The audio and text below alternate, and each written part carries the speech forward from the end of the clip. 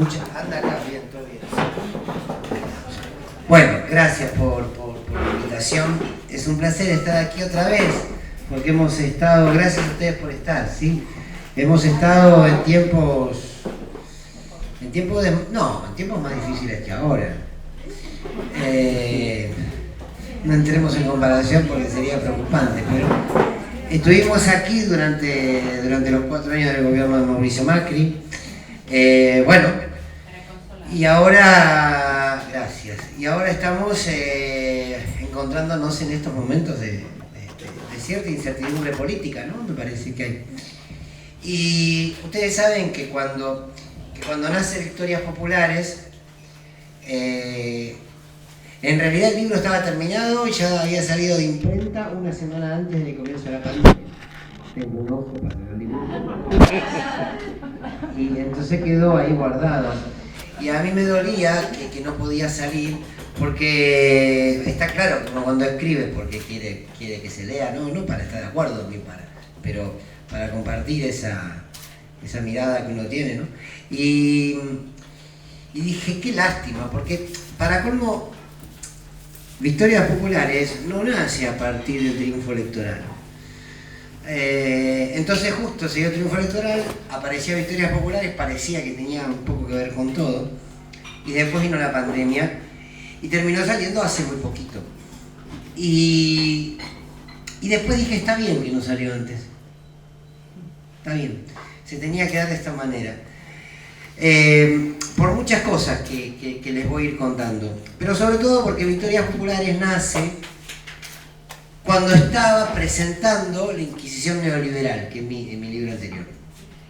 Ese libro, de alguna manera, es una mirada, una síntesis de lo que significa la derecha, el neoliberalismo cuando gobierna y el daño que nos genera, históricamente, digamos, no son novedad, ¿no?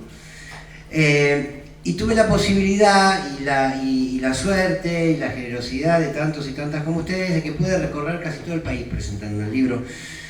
Nos iban porque también muchos los hacíamos con Gustavo Campana, la mayoría solos, pero muchos con Gustavo Campana, pero los libros nos dieron la oportunidad de recorrer el país en una etapa de resistencia, en una etapa muy dolorosa. Pero sin embargo, ponete en el pasillo, mira, pasate la silla ahí en el medio. Ahí a la compañera le digo, ven acá. Porque ahora te quiero ver yo también, me encapriché, ahí está. Bueno, decía que mientras que presentábamos La Inquisición Neoliberal y teníamos la posibilidad de recorrer el país, claro, los libros siempre se transforman en una excusa para la discusión política, para el debate político, para la reflexión colectiva. Y a mí lo que me pasó es que en muchos rincones de nuestro país me encontraba con tantos hombres y mujeres, con colectivos, con trabajadores y trabajadoras de fábricas, con familias, que nos iban contando cómo resistían el macrismo. Era muy conmovedor encontrar muchísimas historias dolorosas, la mayoría de ellos, de muchísima impotencia, de muchísima bronca, pero al mismo tiempo era muy palpable lo que significaba la resistencia. Y en ese camino descubrí que la resistencia, además de que uno resiste empapado por la bronca, empapado por la indignación, empapado porque están avanzando sobre los derechos del pueblo, empapado por la impunidad que esto genera, pese a que la resistencia es todo esto, yo aprendí que la resistencia encierra una profunda belleza. Porque si uno resiste, es porque tiene convicciones. Si uno resiste, es porque dice, hasta aquí van a llegar, aquí hay un punto límite. Yo esto no lo tolero, colectivamente no lo toleramos, salimos a dar una pelea, tratamos de poner un límite. Y todo eso habla de valores, todo eso habla de convicciones. Y en esos valores y en esas convicciones hay una profunda belleza. Entonces en ese recorrido dije, si el primer libro habla del desastre que la derecha hace cada vez que gobierna, el segundo debe hablar de lo que nosotros somos capaces de hacer como el campo nacional y popular a lo largo de una historia recortada, porque si no tenés que escribir 50 tomos, acerca de las tantas victorias que hemos construido, ¿no? Y ahí nace Victorias Populares, entonces, desencadenado de ese andar de resistencia. Y claro, y en el último capítulo del libro es muy llamativo porque el último capítulo habla de Alberto. Y a mí me... ¿Quién hizo?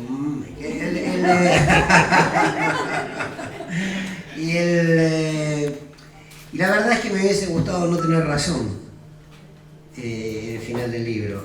Lamentablemente creo que la tengo, pero que son los momentos en donde no me gustaría tenerla. Aunque Víctor Hugo diga que lo más maravilloso que te puede pasar en la vida es que siempre tenés la razón. Bueno, en este caso no. Sin embargo, yo termino diciendo que no fue una victoria popular haber ganado las elecciones. Eso es una victoria electoral, es un triunfo electoral. Y de la victoria electoral hay que pasar a la victoria política. Y esa victoria política la va a construir o no Alberto Fernández. Y me acuerdo que termino diciendo en el libro que Alberto es un presidente a construir. Y todavía sigue siendo un presidente a construir, pero lo vamos a dejar para el final para que no nos empecemos a poner todos un poquito nerviosos de entrada. Pero sí creo oportuno, y decía que me parece bien que el libro haya salido en este contexto, porque en los contextos más difíciles me parece que uno tiene que echar mano a esa memoria política, no a la memoria que solo significa el recuerdo. Yo siempre digo que hay una memoria que es, si se quiere, psicológica, que es aquella que nos dice, bueno, yo recuerdo tal cosa, recuerdo tal otra. Esa memoria que tiene que ver con el recuerdo. Ahora, la memoria política exige otra cosa. Exige generar hechos políticos a partir de ese recuerdo. La memoria de las madres y de las abuelas es una memoria política. Es con aquello que no olvidan, con aquello que recuerdan, sus hijos, la desaparición de sus hijos, el robo de bebés, las torturas, la dictadura, con ese recuerdo construyeron una realidad política del presente. Entonces la memoria política tiene esa exigencia. No es solamente me acuerdo de, ya, y me acuerdo de cuando Cavallo manejaba la economía. Bueno, ¿qué hacen con ese me acuerdo? Si no genera un hecho político no sirve para nada, es anecdótico. Entonces, me parecía que había que recorrer una instancia, y creo que hoy, en estos momentos de profunda incomodidad política, porque yo creo que la palabra es esa, por lo menos lo que me pasa a mí, de profunda incomodidad política, de profunda incertidumbre, uno tiene que repasar los caminos que hemos construido como pueblo, más allá de los tiempos de la dirigencia política. Porque muchas veces algún sector de la dirigencia política cree que puede determinar los tiempos de la política, y los tiempos de la política debe determinarlos el pueblo. Y precisamente los grandes líderes son aquellos que saben conducir los tiempos del pueblo. Néstor Kirchner supo conducir los tiempos del pueblo. Por eso fue Néstor Kirchner. No vino a imponer una realidad y que nosotros entendamos que lo debemos acompañar porque los de frente son horribles. Sino porque Néstor precisamente entendió cuál era ese pueblo que llegaba para presidir. Entonces, por supuesto que cuando nosotros hablamos de las victorias populares, la primera victoria popular que debemos tener en cuenta y presente, y sin duda es nuestra gran victoria popular, es el nunca más. El nunca más es, si se quiere, la victoria popular por excelencia, ¿no?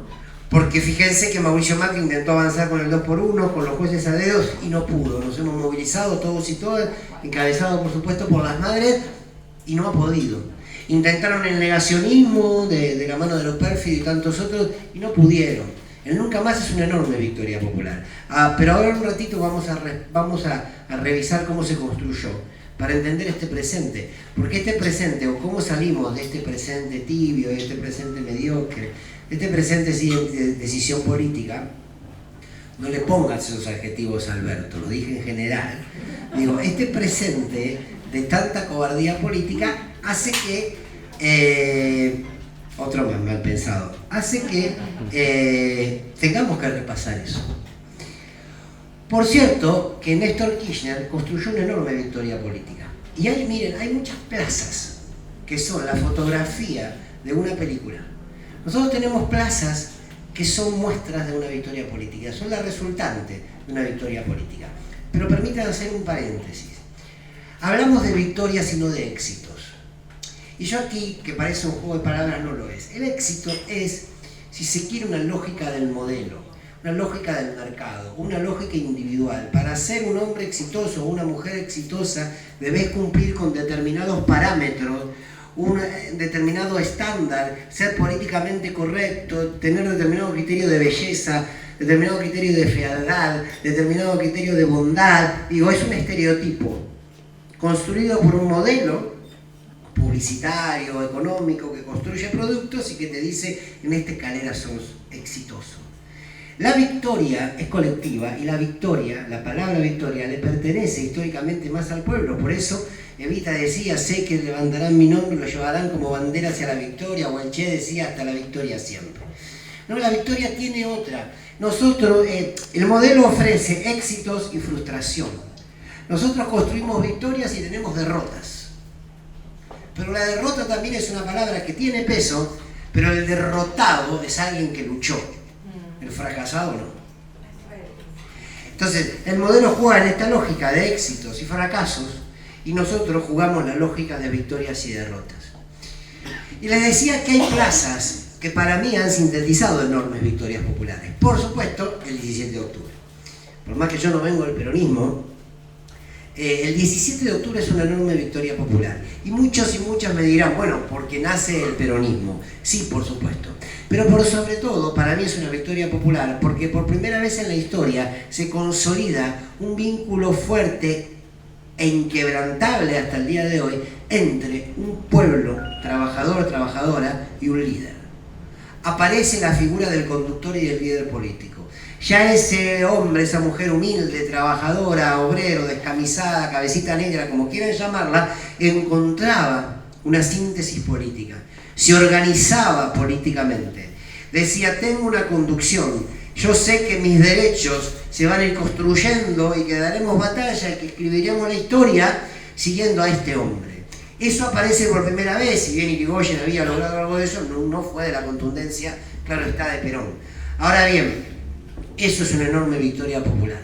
¿Por qué? Porque no solamente que el pueblo encuentra esa conducción política de la mano de derechos para el neoliberalismo, para esa cultura perversa del libre mercado, que no es nueva tampoco. Lo mejor que puede pasar es tener una sociedad despolitizada, una sociedad sin conducción política, una sociedad que esté desorientada y que se construya en él sálvese quien pueda. Entonces ahí hay una foto de una enorme victoria popular, pero también hay una foto, aunque suene contradictorio, que nos habla de una enorme victoria, que es la plaza, es otra plaza, que despide a Néstor Kirchner. Y ustedes dirán: ¿cómo puede ser que una plaza que llore, o una plaza que haya reunido al pueblo para despedir a Néstor Kirchner, sea una plaza victoriosa? Y sí, yo acá en el libro lo cuento medio novelado. Quise hacer medio novelada la tarde la mañana en la que nos enteramos que Néstor muere y todo lo que sucede después. Pero ¿por qué digo que es una plaza de la victoria? Porque no olvidemos que Néstor Kirchner llega al poder con el 22% por el poder, a casa de gobierno con el 22% de los votos, todavía con el eco bien fuerte del que se vayan todos, con un poder real que estaba instalado y parado y que había generado con la alianza una estafa, porque no hablemos más de crisis. Cuando gobierna la derecha no hay crisis económica, son estafas.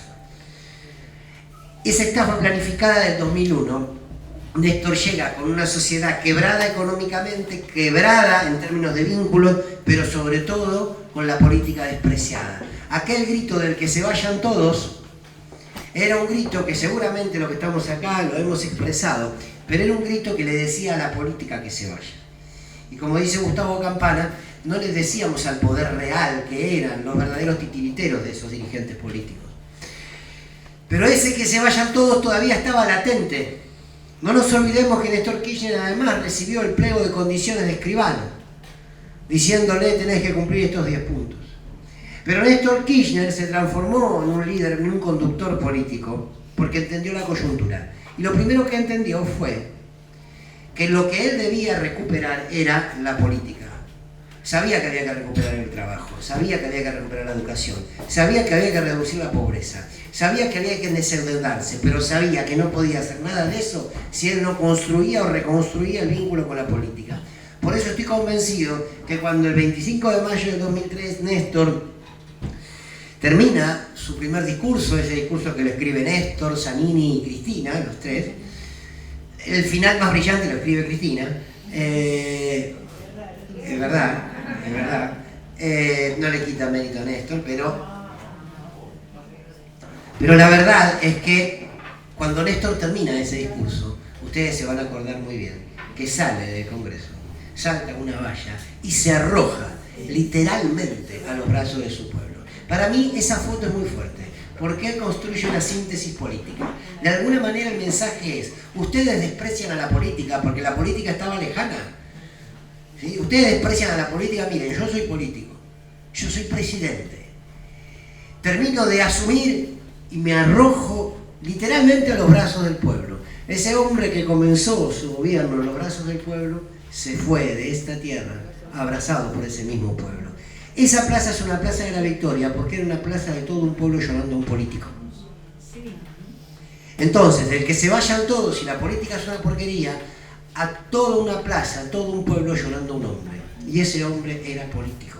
Yo me acuerdo mucho de la imagen de un periodista de la televisión pública que estaba entrevistando a un hermano venezolano que estaba haciendo la cola para entrar a ver a despedir a Néstor, y estaba envuelto en su bandera de Venezuela, y cuando el periodista le pregunta, dígame por qué está usted acá, él le dice, le iba a responder, y después le dice, no, pero no me pregunte a mí, no me pregunte, mire, agarra la cámara y muestra a todo este pueblo, y le grita 3 veces, aquí hay todo un pueblo llorando a un hombre, todo un pueblo llorando a un hombre, todo un pueblo llorando a un hombre. Me pareció una síntesis extraordinaria, porque ese hombre, insisto, era un político. Y los argentinos y argentinas, a lo largo de nuestra historia, hemos equivocado los enojos, hemos equivocado las broncas, hemos equivocado los insultos, pero nunca hemos equivocado las lágrimas. El pueblo argentino no ha llorado a cualquiera. Puede ser peronista o no, pero este pueblo lloró a Perón, a Evita y a Néstor Kirchner. Masivamente, digo, ¿no? Por supuesto.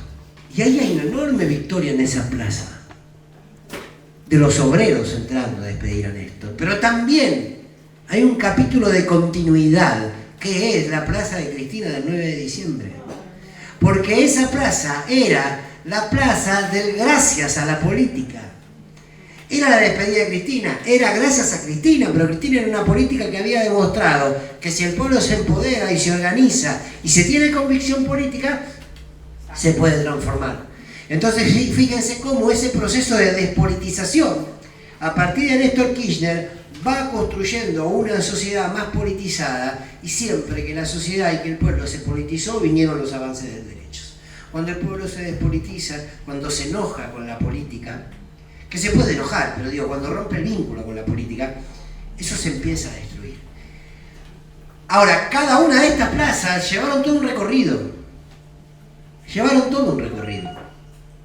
Esa victoria que significó el Nunca Más de las Madres, sabemos bien todo lo que significó. La lucha de Néstor Kirchner, la lucha de Cristina Kirchner, pero también, porque a mí siempre me gusta pensar en términos de patria grande, por eso en la bajada puse Victorias Populares, el camino hacia la patria grande, del 17 de octubre hasta nuestros días. Porque miren, a veces las victorias populares se construyen en un nombre propio, aunque nunca son un nombre propio. Pero Ignacio Lula da Silva y Evo Morales son una enorme victoria popular en sí mismo. Miren, tuvieron una infancia muy parecida. Lula a los 8 años lustraba botas en los puertos de San Pablo. Evo a los 8 años trabajaba la coca, trabajaba las llamas, iba con su padre donde el trabajo aparecía. Los dos perdieron un hermano y una hermana a causa de las enfermedades del hambre. Los dos comían salteado y dormían casi en chozas, con toda su familia. Los dos estaban pensados por este modelo para que mueran de jóvenes. Porque esa niñez hambrienta muere a corta edad y nunca son noticias. Cuenta Lula, en una entrevista maravillosa que le hizo un colega, que la primera vez que él recuerda que estuvo enfermo, no lo puede olvidar nunca, porque se acuerda lo mal que se sentía, de ese dolor en todo el cuerpo, de esa fiebre, de ese dolor de panza, de ese dolor que nunca había sentido. Y cuando alguna vez estuvo enfermo no se había animado a pedirle a la madre que compre remedios porque sabía que en la casa no había plata. Pero una vez se animó y le dijo que no podía más el dolor, que por favor le vaya a comprar un remedio. Y la madre salió corriendo y volvió y se lo compró y se lo dio. Y era un paquete de arroz. Cuando Lula escucha esto, cuando uno escucha esto de Lula, entiende por qué ese hombre, cuando fue presidente de Brasil, llevó adelante el programa odontológico más importante de la historia del continente. ¿Por qué? Porque había millones y millones de hombres y mujeres mayores de 50 años en Brasil que en su vida habían comido carne porque no tenían dientes. Porque la Brasil antes de Lula era esclava, Era esclava, Y no por casualidad, será porque no se habrá olvidado de su infancia, sacó a 30 millones de mujeres, ancianos y niños de la pobreza. Y Evo Morales llevó adelante la revolución más actual que ustedes quieran encontrar en nuestra región, la llevó Evo en Bolivia. Ahora, esos hombres en algún momento de su vida resistieron lo que el modelo les tenía preparado, que era hambre, marginalidad. Lograron superar eso, se organizaron. Los dos hicieron el camino de los sindicatos, se sindicalizaron los dos. Organizaron la mayor porción del pueblo y se fueron construyendo de la mano de la política en una alternativa de gobierno. Y nuestra patria obtuvo por primera vez en su historia a un presidente tornero, porque Lula era tornero, y a un presidente indígena. Por eso lloraba tanto Lula el día de su asunción cuando dijo: yo nunca imaginé que el hijo de un obrero o un hornero iba a llegar a ser presidente. Y fue el presidente más importante de Brasil, el presidente que seguramente el año que viene por paliza va a ganar las elecciones. Ahora,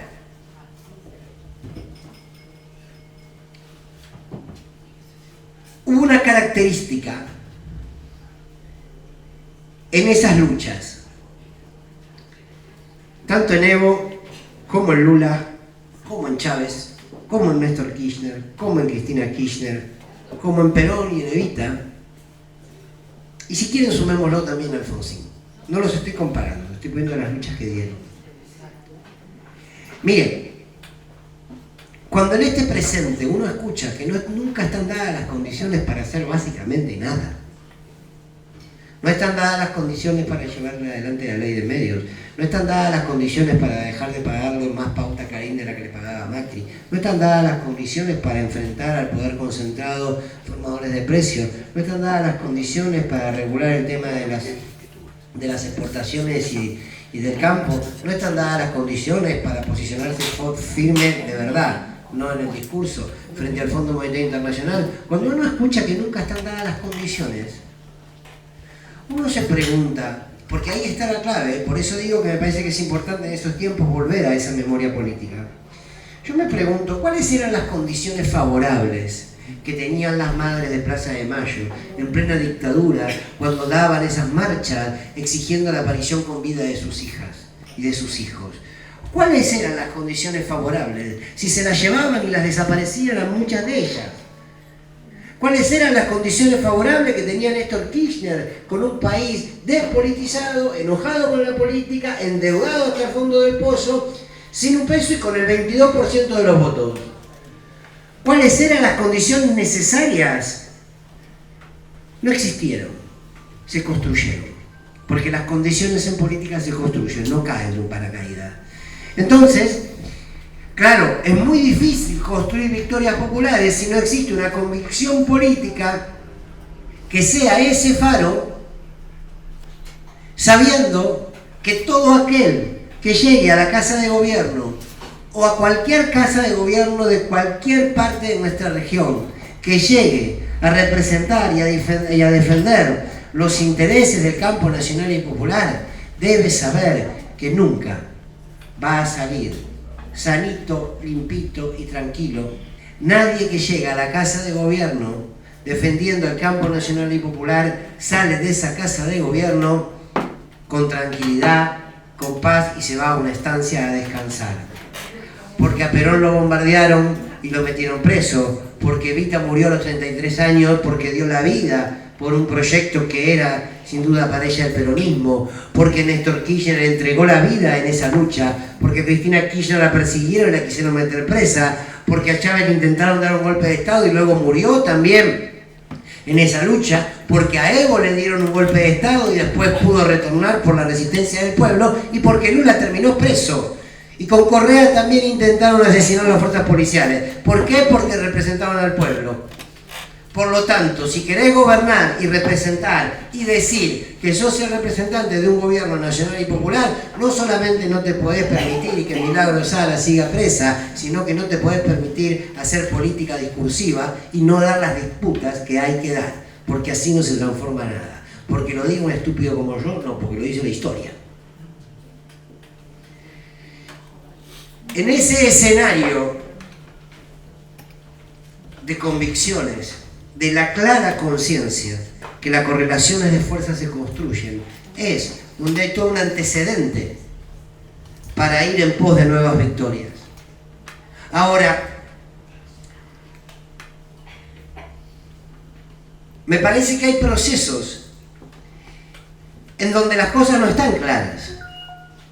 Y me imagino que muchos y muchas de los que estamos acá debemos sentir que este es un proceso de confusión, ¿no? Hay alguno que la tiene clara, levante la mano, yo no. Pero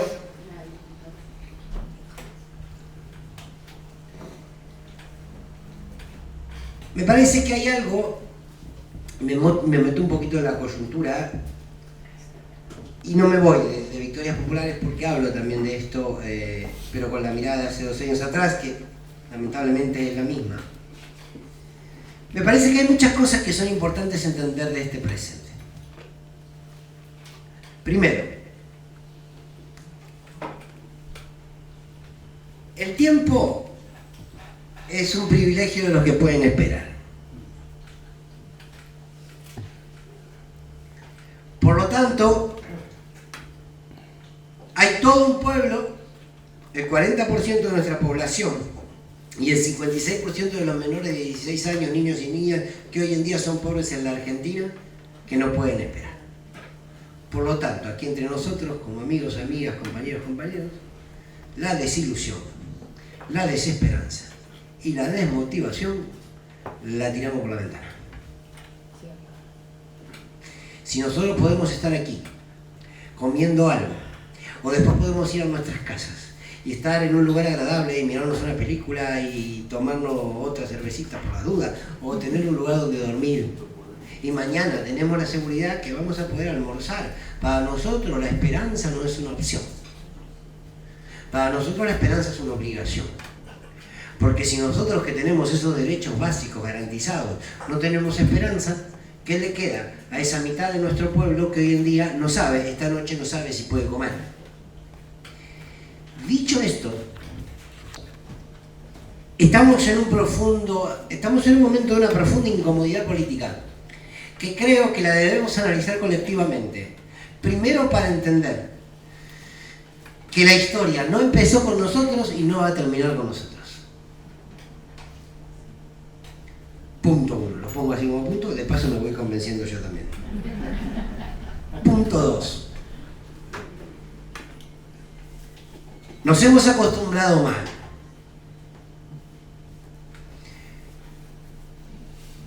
Claro, es muy lindo acostumbrarse a ser contemporáneos de una figura como Cristina Kirchner. Entonces creemos que está Cristina, entonces como está Cristina, es el hada madrina, ¿no? En cualquier momento aparece la solución. En cualquier momento ya bastante hizo. Dejémosla un poco en paz. Tenemos que cambiarnos los anteojos para leer este presente.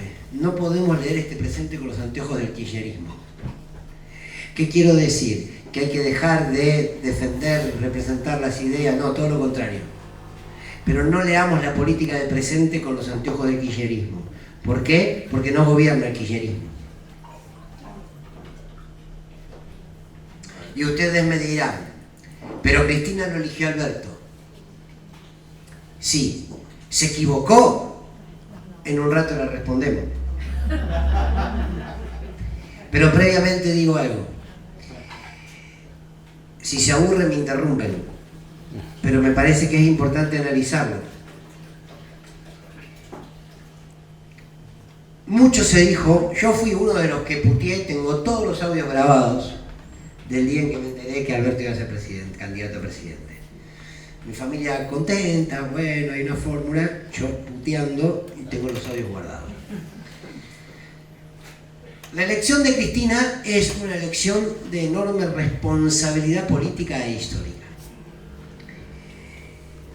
Cristina tenía la responsabilidad como líder política de terminar con el gobierno de Mauricio Macri.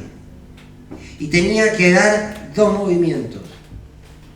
Que era, y esto sé que lo van a entender a la perfección de inmediato porque lo tienen tan claro como yo.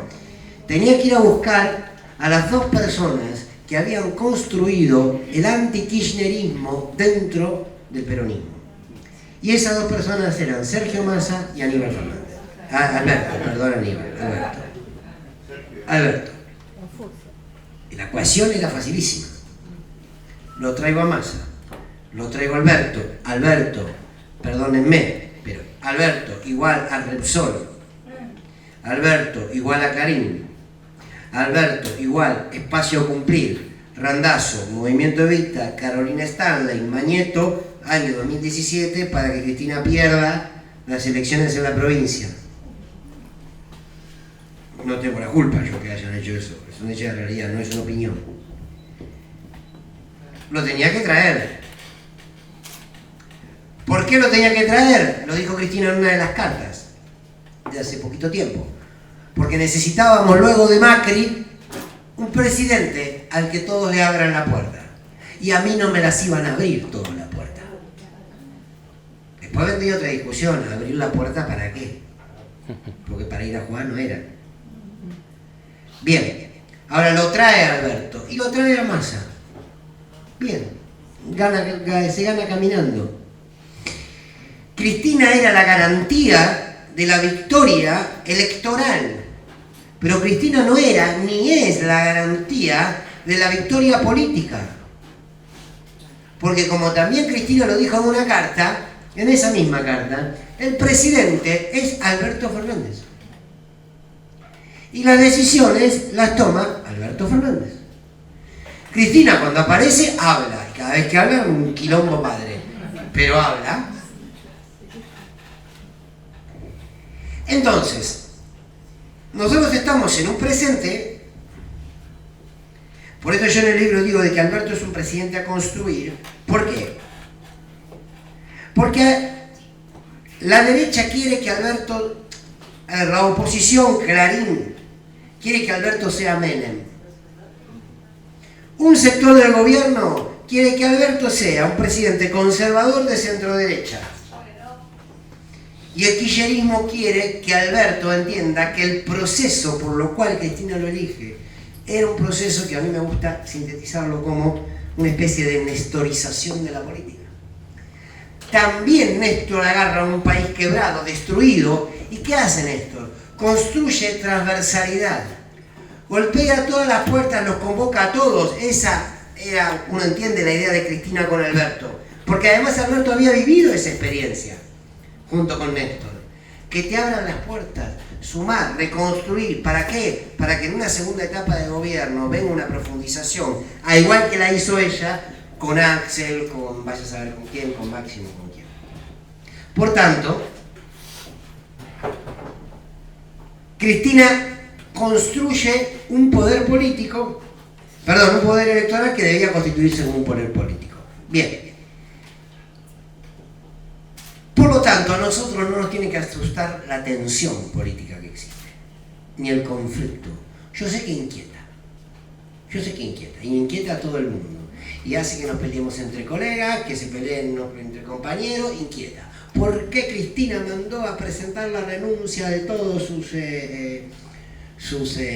ministros? Lo está vaciando de poder, gritaba la CGT, el Movimiento Evita, la gente cercana a Alberto. ¿Para qué lo eligió Alberto? ¿No sabía cómo era Alberto? Y yo me acuerdo de una discusión con un colega y le digo, che, ¿y Alberto no sabía quién llevaba de vice? Veámoslo de dos lados, que pensaban que se iba a quedar tranquila. Pero claro.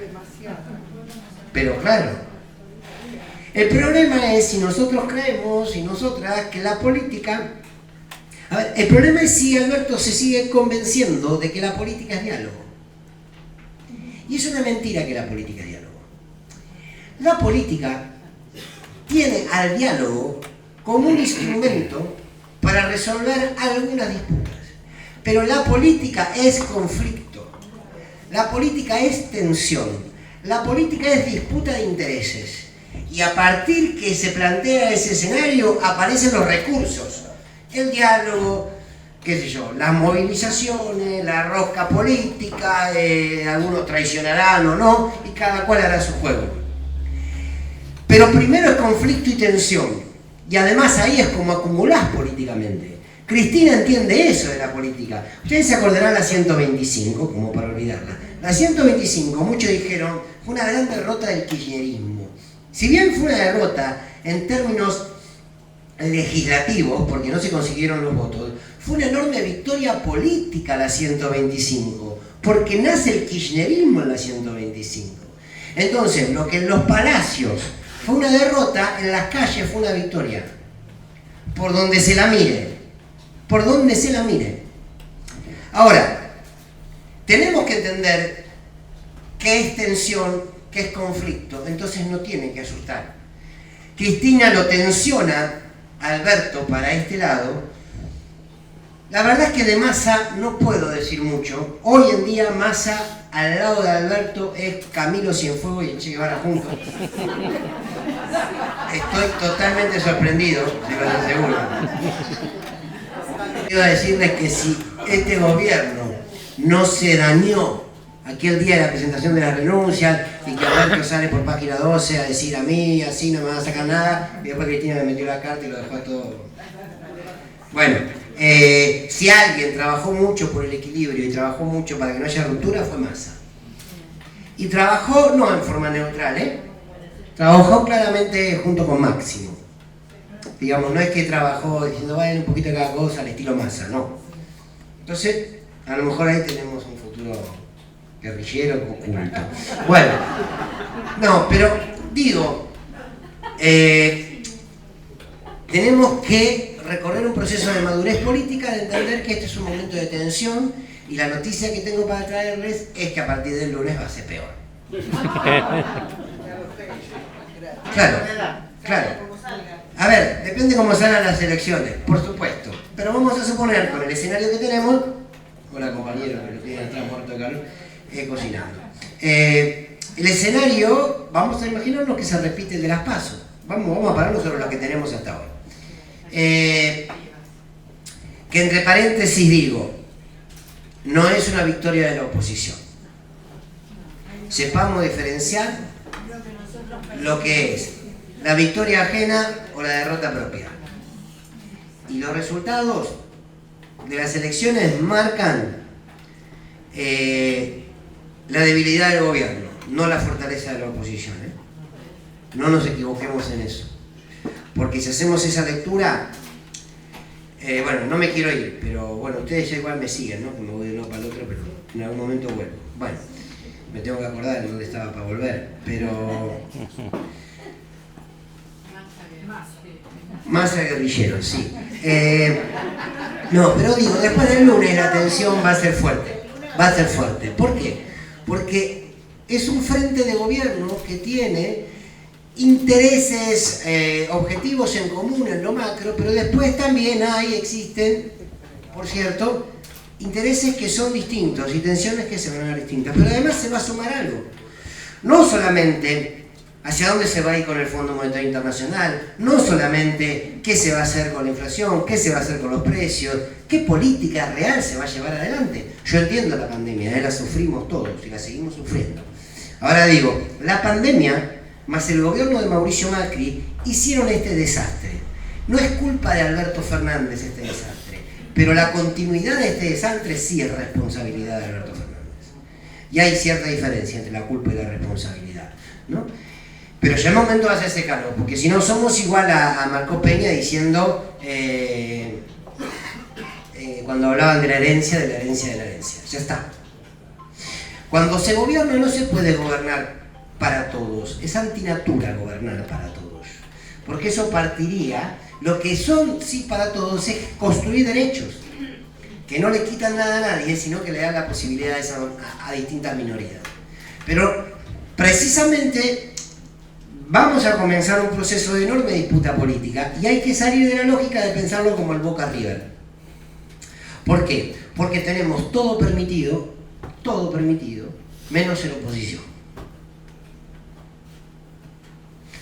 Yo me levanto cada mañana tratando de encontrar un elemento para bancar al gobierno. Es al revés la tarea. Es al revés. Si me escuchan en la radio, verán que, bueno. Ahora, está bien que esto suceda. Nosotros no podemos permitirnos el silencio. Cuando el peronismo hizo silencio se transformó en menemismo. Y la batalla que nosotros tenemos que dar es una batalla política, sabiéndonos que somos una parte muy chiquitita de la historia, pero necesarios en esa parte chiquita de la historia. Entonces, es un proceso donde nosotros debemos construir en estos 2 años al presidente que votamos, porque naturalmente no le va a salir. Y no lo digo como una crítica, naturalmente no le va a salir. O sea, a mí me pueden dar una pelota toda la vida, pero no voy a gambetear a 2 nunca. O sea, por más que me ponga, o sea, hay que tensionarlo en el buen sentido. Ahora, la pregunta que se da es, ¿qué haces después de las elecciones si perdés? ¿Vas a hacer un acuerdo nacional? ¿Con quiénes? No es una muestra de debilidad política. Si nosotros no te votamos para que vos acuerdes con los que endeudaron el país, si nosotros no te votamos para que vos acuerdes con Clarín y otros también, ¿cuál es entonces la pregunta y la tensión que se va a dar? Seguramente a partir del lunes y del martes. De la que digo, insisto, no hay que asustarse. Hay que tratar de entenderla, de leer todo lo que sucede, de evaluar cuáles son los actores que están en juego para entender qué paso seguir. ¿Por qué? Porque se puede tensionar el frente, se debe tensionar, pero no se puede romper. Y en todo caso, el 2023 deberá exigir una interna. Inevitablemente, sí o sí, donde haya un candidato del masismo, un candidato del PJ a gobernadores y qué sé yo, y un candidato del kirchnerismo. El que gana conduce y el que pierde acompaña. Pero de aquí a 2023, si este gobierno no plantea las disputas políticas que debe plantear, no llega ningún candidato. No es que no llega Alberto a una reelección, no llega ninguno.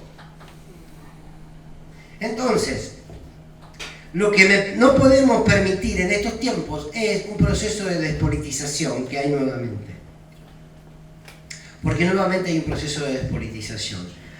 Nuevamente calculo que todos deben saber y todas el cuento del escorpión y la rana. ¿Sí? ¿Lo tienen todo clarísimo? Bueno, tengo la noticia que los escorpiones se están volviendo a actuar como escorpiones dentro del propio gobierno. Y esto lo saben, y lo sabe Cristina, y lo saben muchos. Sin embargo, cuando yo les decía, saquémonos los lentes del kirchnerismo para leer y llevar adelante esta coyuntura, digo, en esto también. Las traiciones o las avivadas de algunos hay que aprender a conducirlas, porque no se puede volver a romper. Esta es la diferencia con el escenario de otros tiempos, porque no se puede volver a cometer los mismos errores. Porque si la derecha vuelve a gobernar van a ser peores de lo que han sido. Mucho peores de lo que han sido. Entonces, este proceso es un proceso donde sin duda debemos recuperar nuevamente la política, pero dar la batalla política, de verdad. ¿Saben cuál es mi sensación? Cuando hay mucha gente que dice la sociedad argentina se derechizó, eso no es verdad. Eso no es verdad. Juntos por el Cambio no sacó más votos. Milei, a mí me pone de mal humor hablar de Milei, porque Milei vale lo que vale y dura lo que dura. Milei es una expresión de estos tiempos, es una expresión porteña. Vamos al fondo de Formosa a preguntar quién es Milei, no tiene la más pálida idea, y no por tarado, sino porque precisamente son menos tarados que nosotros y no se la pasan mirando la televisión. ¿no? Digo, entonces, porque a Milei lo sacás de la televisión y no existe, es una cuestión histérica Milei. Entonces digo, y vale lo que vale y dure lo que dure, y seguramente después terminará ahí perdido un poquito en el Juntos por el Cambio. Pero lo que yo sí creo es que hay una expresión de derecha que se va viendo en el mundo, que tiene una diferencia con otros tiempos, que se sacaron el bozal, que ya te ponen en discusión el orden democrático, que ya te dicen que hay que dispararle a los delincuentes y hay que dejarlos como un queso gruyere. O te dice que se muere, que se tenga que morir. Quiero decir, tenemos una derecha que se regodea en su propia monstruosidad. Entonces, habla en contra del Estado, habla en contra de la igualdad de oportunidades, habla en contra de los programas sociales, habla con desprecio, margina el lenguaje, insulta, agrede, define claramente al enemigo y lo visualiza y lo muestra. Y el problema es que frente a eso hay moderación. Y ahí aparecemos nosotros, hola. Y ante eso no puede haber moderación. Entonces, hay un límite entre buscar el conflicto por el conflicto mismo a esquivar el conflicto. Entonces, fíjense qué rápido. Voy siguiendo un hilo, me van siguiendo, me fui a la mierda. Muchos están con barbijos, entonces no le veo la cara, luego son los ojos. Digo, ¿qué está diciendo este hombre? Digo, fíjense lo rápido que reacciona la derecha en Chile. Rápido reacciona en todos lados, la derecha. Digo, fíjense cómo reacciona en Chile. De inmediato, ante la avanzada del pueblo que se levanta, que dice Chile despertó, que pide una reforma constitucional, que va a un plebiscito, que lo gana, que tiene representantes de izquierda que nunca en su vida y pensaban que iban a ocupar un cargo y lo ocupan, rápidamente aparece en Chile uno más descerebrado que Piñera. Igual de descerebrado, pero Piñera es con estilo. Este no, directamente defiende a Pinochet, cuando el pueblo chileno mayoritariamente le dijo, basta Pinochet, y no queremos más la constitución de Pinochet. Pero ellos se plantan duro ante eso. Bolsonaro fue una clara expresión. Trump fue una clara expresión. Y aquí Bullrich entiende que ese es el camino, Macri entiende que ese es el camino, Milei y todo ese grupete entiende que es el camino. El problema es que del otro lado creen que la mejor manera de detener eso es buscando espacios de acuerdo. Y la verdad es que siempre que se buscaron concertaciones entre los más reaccionarios y un sector del campo nacional y popular, siempre se terminó cayendo hacia la derecha. Porque lo que se viene en la Argentina, y quiero decirlo con claridad, hay un sector del peronismo que quiere eso y que está trabajando por eso. Lo que quieren es la lógica de Chile. ¿Cuál fue la lógica de Chile de muchos años? Fue Piñera, Bachelet, Piñera, Bachelet, derecha, centroizquierda, derecha, progresismo. La alternatividad democrática, pero ninguno de los dos cuestionaba el sistema. Ninguno de los dos cuestionaba el modelo. Ninguno de los dos cuestionaba la constitución pinochetista. Ninguno de los dos cuestionaba que Chile era el país más desigual del mundo. Es un sector que hoy en día entiende que lo mejor que le puede pasar a la Argentina es, y que prefiere que Larreta sea presidente antes que sea presidente un kirchnerista. ¿Por qué? Porque en realidad la lógica conservadora de un sector del campo nacional y popular, más la lógica de centroderecha de un Larreta o de una Vidal, lo que quieren es tapar los extremos.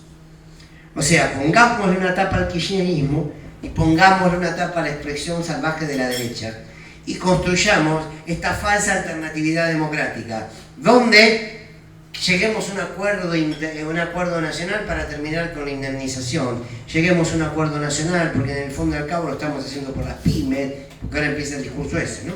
Bien. Entonces, me parece que todo este escenario es muy peligroso, porque en realidad, si se pierde la disputa del sentido del peronismo, o si se pierde la disputa que el kirchnerismo ha traído a la política argentina, lo que se cierra es la discusión en la Argentina. Y se está camino a eso, a querer cerrar la discusión política, ¿no? Vamos a sentarnos con la oposición a hablar del Fondo Monetario Internacional. ¿Qué? ¿Y Mansur qué papel? Mansur. No, sí, porque no me queda claro. Ahí está.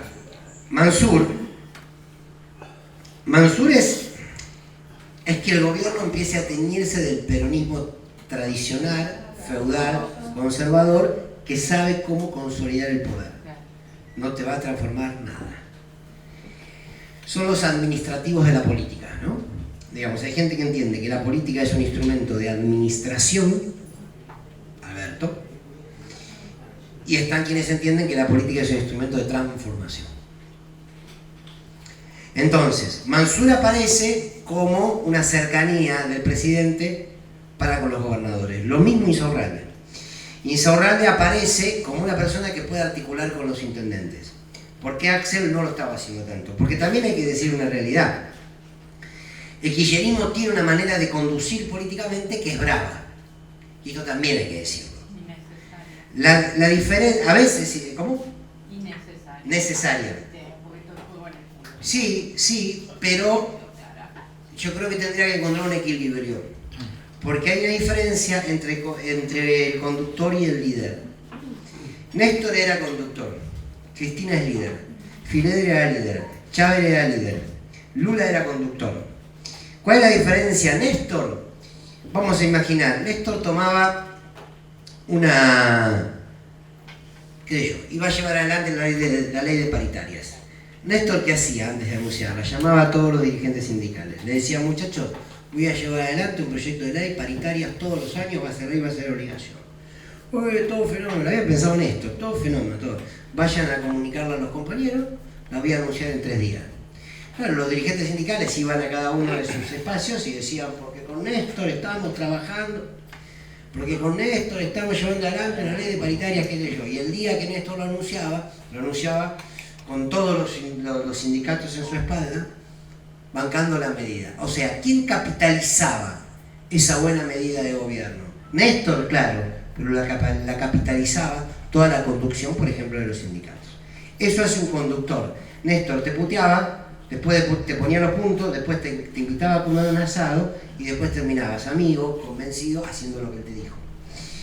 Cristina tomaba una decisión, te mandaba a avisar por uno de la cámpora que a las 4 de la tarde tenía que estar en el Congreso, en la casa de gobierno, te sentabas en la filita que decían reservado y te enterabas que ella había determinado con vudú que iban a recuperar la CP4P.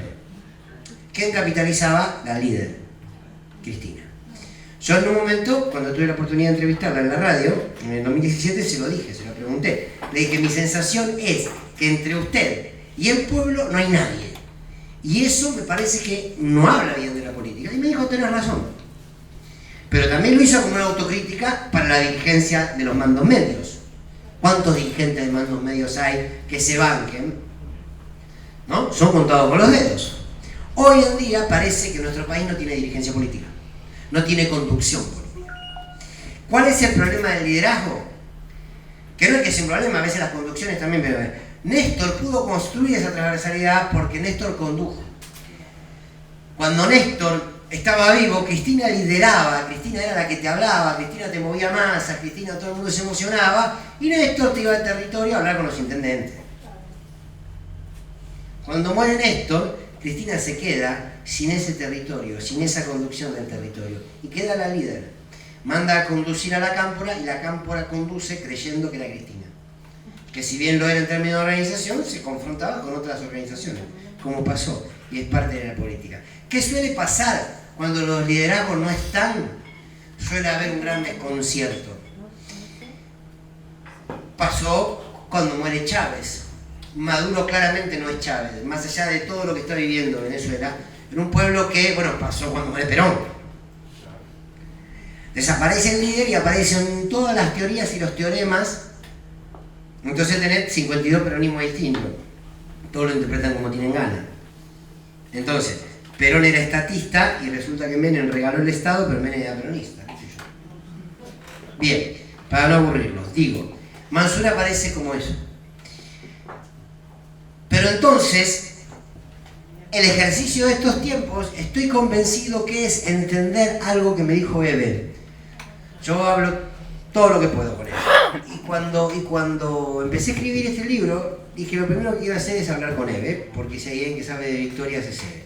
Y entre tantas charlas que hemos tenido, un día, cuando terminábamos una de ellas, cuando estoy yéndome atravesando la puerta, me dice, ay, no te olvides de poner algo. ¿Qué, Eve? Poner que la lucha nunca es un rato. Y me pareció una síntesis extraordinaria. Primero porque ella lo puede demostrar con su vida. Pero además, porque me convenció que al fin y al cabo, Cortázar tenía razón cuando decía que a los horizontes los embellece el camino. Y el camino que nosotros elegimos no es el camino de las victorias, es el camino de las luchas. Las victorias sucederán si esas luchas tienen convicciones, si esas luchas tienen una consecuencia de unidad, de discusión política, de convicción, de leer esas coyunturas y esas disputas. Pero claro que lo que embellece al horizonte es el camino. Tenía razón Cortázar. Si nosotros estuviésemos todos ahora en este momento frente al mar y el sol está bajando en el horizonte, uno diría, qué hermoso que es el sol. Miren lo que es ese horizonte. Pero seguramente lo que embellece a ese sol es el mar. Porque ese mismo sol baja en la ciudad de Buenos Aires tras la Villa 31. Esa Villa 31 en la que la red entró con una topadora, destruyó todas las viviendas y una nenita de apenas de 7 años le gritó a uno de los tipos, usted rompió el inodoro que a mi mamá le salió más de $1. Ese sol que baja detrás de esa imagen no es de un hermoso horizonte. Ese horizonte no es lindo, porque lo que te lleva, el camino desde donde lo mirás hasta ese sol, que es el mismo que el del mar, pero el camino del medio es otra cosa, es doloroso, es indignante, es injusto. Por tanto es cierto, tienen razón Cortázar y Eve, lo que embellece al horizonte es el camino, y la lucha nunca es un rato. Por lo tanto, nosotros tenemos la obligación de luchar.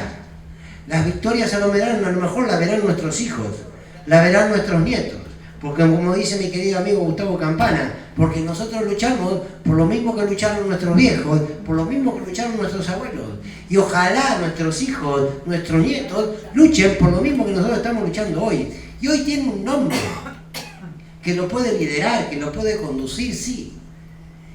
Y es Cristina Kirchner, y otra vez, en otras épocas tuvo otro nombre. Pero ¿saben qué? Lo maravilloso de los líderes, lo maravilloso de los grandes hombres y mujeres que van a entrar a la historia y que entraron en la historia, es que su nombre dejó de ser un nombre para ser una idea. Entonces, Cristina Kirchner dejó de ser Cristina hace rato. Evita sigue viva en el corazón del pueblo argentino, de muchos no peronistas, porque Evita dejó de ser Evita hace tiempo, dejó de ser un hombre, dejó de tener ese rostro de mujer y pasó a ser el rostro del pibe o la piba que por primera vez tuvo una bicicleta, que por primera vez pudo educarse, que por primera vez pudo haber hecho realidad un derecho. Entonces, Lula, cuando lo llevan preso, dice una frase, y abro otro paréntesis, yo no sé si ustedes alguna vez en su vida han visto que un hombre vaya preso en los brazos y llevado en andas por su pueblo. Yo no lo vi en mi vida, ¿se acuerdan? Que él daba un discurso, habían tenido la orden de detención y él dijo, yo me voy a entregar. Y muchos decían, no te entregues nada, vamos a ver qué pasa. Pero él también se hizo cargo de la responsabilidad histórica. Como Cristina después, en bancarse la persecución política. Y nosotros a veces nos enganchamos en que Patricia Burri dice, y porque Cristina se borra siempre, que tiene que... Son muy chiquitos cuando contemos la historia, de verdad, que son muy chiquitos cuando contemos la historia. Claro, ustedes me dirán, pero vos en el canal decís eso. Sí, bueno, el canal, ¿qué quieren que hablemos de esto? El canal. Ojalá se pudiese, no es que no lo permitan, sino que no. esos nombres se transformaron en una idea. Y cuando Lula estaba, antes de ser llevado en andas a la cárcel, dijo: a mí no van a poder encerrarme porque yo ya no soy un hombre, yo ya soy una idea. Y a las ideas no se las encierran. Y las luchas son por esas ideas que son convicciones, por esas ideas que nos hacen resistir, por esas ideas que nos hacen emocionar, por esas ideas que nos hacen enojar, por esas ideas que hoy en día nos tienen en un lugar de confusión, porque decimos: ¿cómo puede ser? Sí, puede ser, porque somos construcción permanente, porque no hay ecuaciones políticas y porque además son excepciones en la historia. Los Evo, los Cristina, los Chávez, las Evita, los Néstor, pero son excepciones en la historia. ¿Y qué estoy diciendo? ¿Que nos vayamos a suicidar en masa porque tenemos que esperar otros 50 años? Para que no, porque la responsabilidad que la historia y el tiempo que vivimos nos exige es la responsabilidad de dar las pequeñas y grandes batallas que tenemos por dar. Entonces, no tenemos que escapar de este momento histórico. Yo también querría estar encontrando un presidente que dé la batalla que tiene que dar. Ahora, tengo dos opciones. O me quedo reclamándole a un presidente que reaccione y que sea por primera vez en su vida lo que nunca fue, o entiendo cuál es lo que a mí, de mi humilde lugar, como parte de un colectivo del campo nacional y popular, este tiempo me exige. Y cada uno lo pensará, además, desde su profesión, su oficio, su laburo cotidiano en el barrio, las discusiones en donde sea. Entonces, la discusión colectiva para construir síntesis, y después uno se pregunta: bueno, Fernando, ¿qué entendés que este tiempo debes hacer como periodista? Entonces, a partir de ahí uno dice lo que cree que debe decir. Estará bien, estará mal, será más claro, no más claro. ¿Cuál es el rol que nos está pidiendo ahora la historia? Yo humildemente creo que el rol que nos está pidiendo ahora la historia es organizar, movilizar al pueblo, no solamente para resistir frente a la avanzada de la derecha, sino para que Alberto Fernández, y lo digo con el mayor de los respetos, lo digo sintiéndome parte de este gobierno, pero lo digo con la profunda convicción política que yo no me voy a enamorar de los hombres o de las mujeres si ellos no sintetizan las ideas de un pueblo. Entonces, digo, con toda responsabilidad, quiero que Alberto Fernández se sienta incómodo. Quiero que sienta que sin la representatividad del kirchnerismo no tiene validez su gobierno. Y hay que hacérselo sentir bien, no mal, no generando internas estúpidas, sino diciéndole: bueno, mire, si ustedes pierden las elecciones, por lo tanto, si nosotros perdemos las elecciones, si usted se sienta con Macri, si usted se sienta con Larreta, si ustedes se sientan con una CGT espantosa, retardataria, machista, cómplice del macrismo, que hoy se volvió a confirmar, lo corro a Moyano, por lo menos a Pablo, de esta lógica, digo, si este es el camino, bueno, siga este camino. Pero ahora, sepa que el gobierno popular se terminó. Y ustedes me dicen: pero Cristina está dentro. Sí, pero por favor, dejemos de leer a Cristina como una cuestión binaria. Cristina no es binaria, Cristina no piensa en blanco y negro. Cristina no va a romper lo que construyó, pero tampoco va a entregar el sello. Cristina no va a destruir el frente de gobierno que construyó, pero tampoco va a echar por tierra la memoria de lo que ella hizo y de lo que Néstor Kirchner hizo. Ante ese escenario, nada es fácil. Lo que viene no va a ser fácil. Ahora yo les pregunto: ¿cuándo no fue fácil? Nunca no fue fácil. Por lo tanto, cada mañana habrá que entender que la lucha no era por un ratito. No era vamos a volver y vamos a ser mejores, y no. Somos siempre, siempre, el campo nacional y popular es resistencia. Hasta cuando somos gobierno. Cristina gobernaba y éramos resistencia. Porque avanzar en derechos significaba al mismo tiempo resistir la avanzada de un poder real, dominante, que te mete presión. Entonces, por algo, la palabra compañero o compañera es de las más bellas que se han inventado. Porque significa acompañarnos en el camino. en este camino que hoy nos pone en un lugar distinto, como nunca antes. Porque miren, lo hablaba el otro día con Víctor Hugo, y decíamos, siempre es más difícil ser oficialismo que oposición. Pero para mí ejercer el periodismo cuando gobernaba Cristina no era difícil. Porque encontraba un gobierno que representaba lo que quería. Entonces salía a bancar las medidas de gobierno y salías a denunciar lo que hacía la derecha. Después también es fácil ser oposición. Por más que te dolía, por más que te pegaba, como a todos, o tenía gente cerca que directamente los golpeaba las medidas del gobierno. Sin embargo, vos te levantabas todas las mañanas y decías, vamos a decir esto, vamos a decir esto, vamos a marchar, vamos a decir esto. También era fácil. Este escenario, fácil aunque doloroso, ¿se entiende? Este escenario es un quilombo. ¿Qué haces? Y yo creo que la respuesta está en hacer lo que siempre hemos hecho. Lo imposible para construir un país más justo, un país más igualitario. Si hay presos políticos, como los hay presos políticos. El problema, a mí me ha pasado, que me han escrito, yo debo confesarles que hasta hace un año atrás tenía más amigos en la política que hoy. Pero bueno, son cosas que pasan. Ahora, el problema de que existan presos políticos no está en quien los dice, en quien lo denuncia, sino en quien lo sostiene.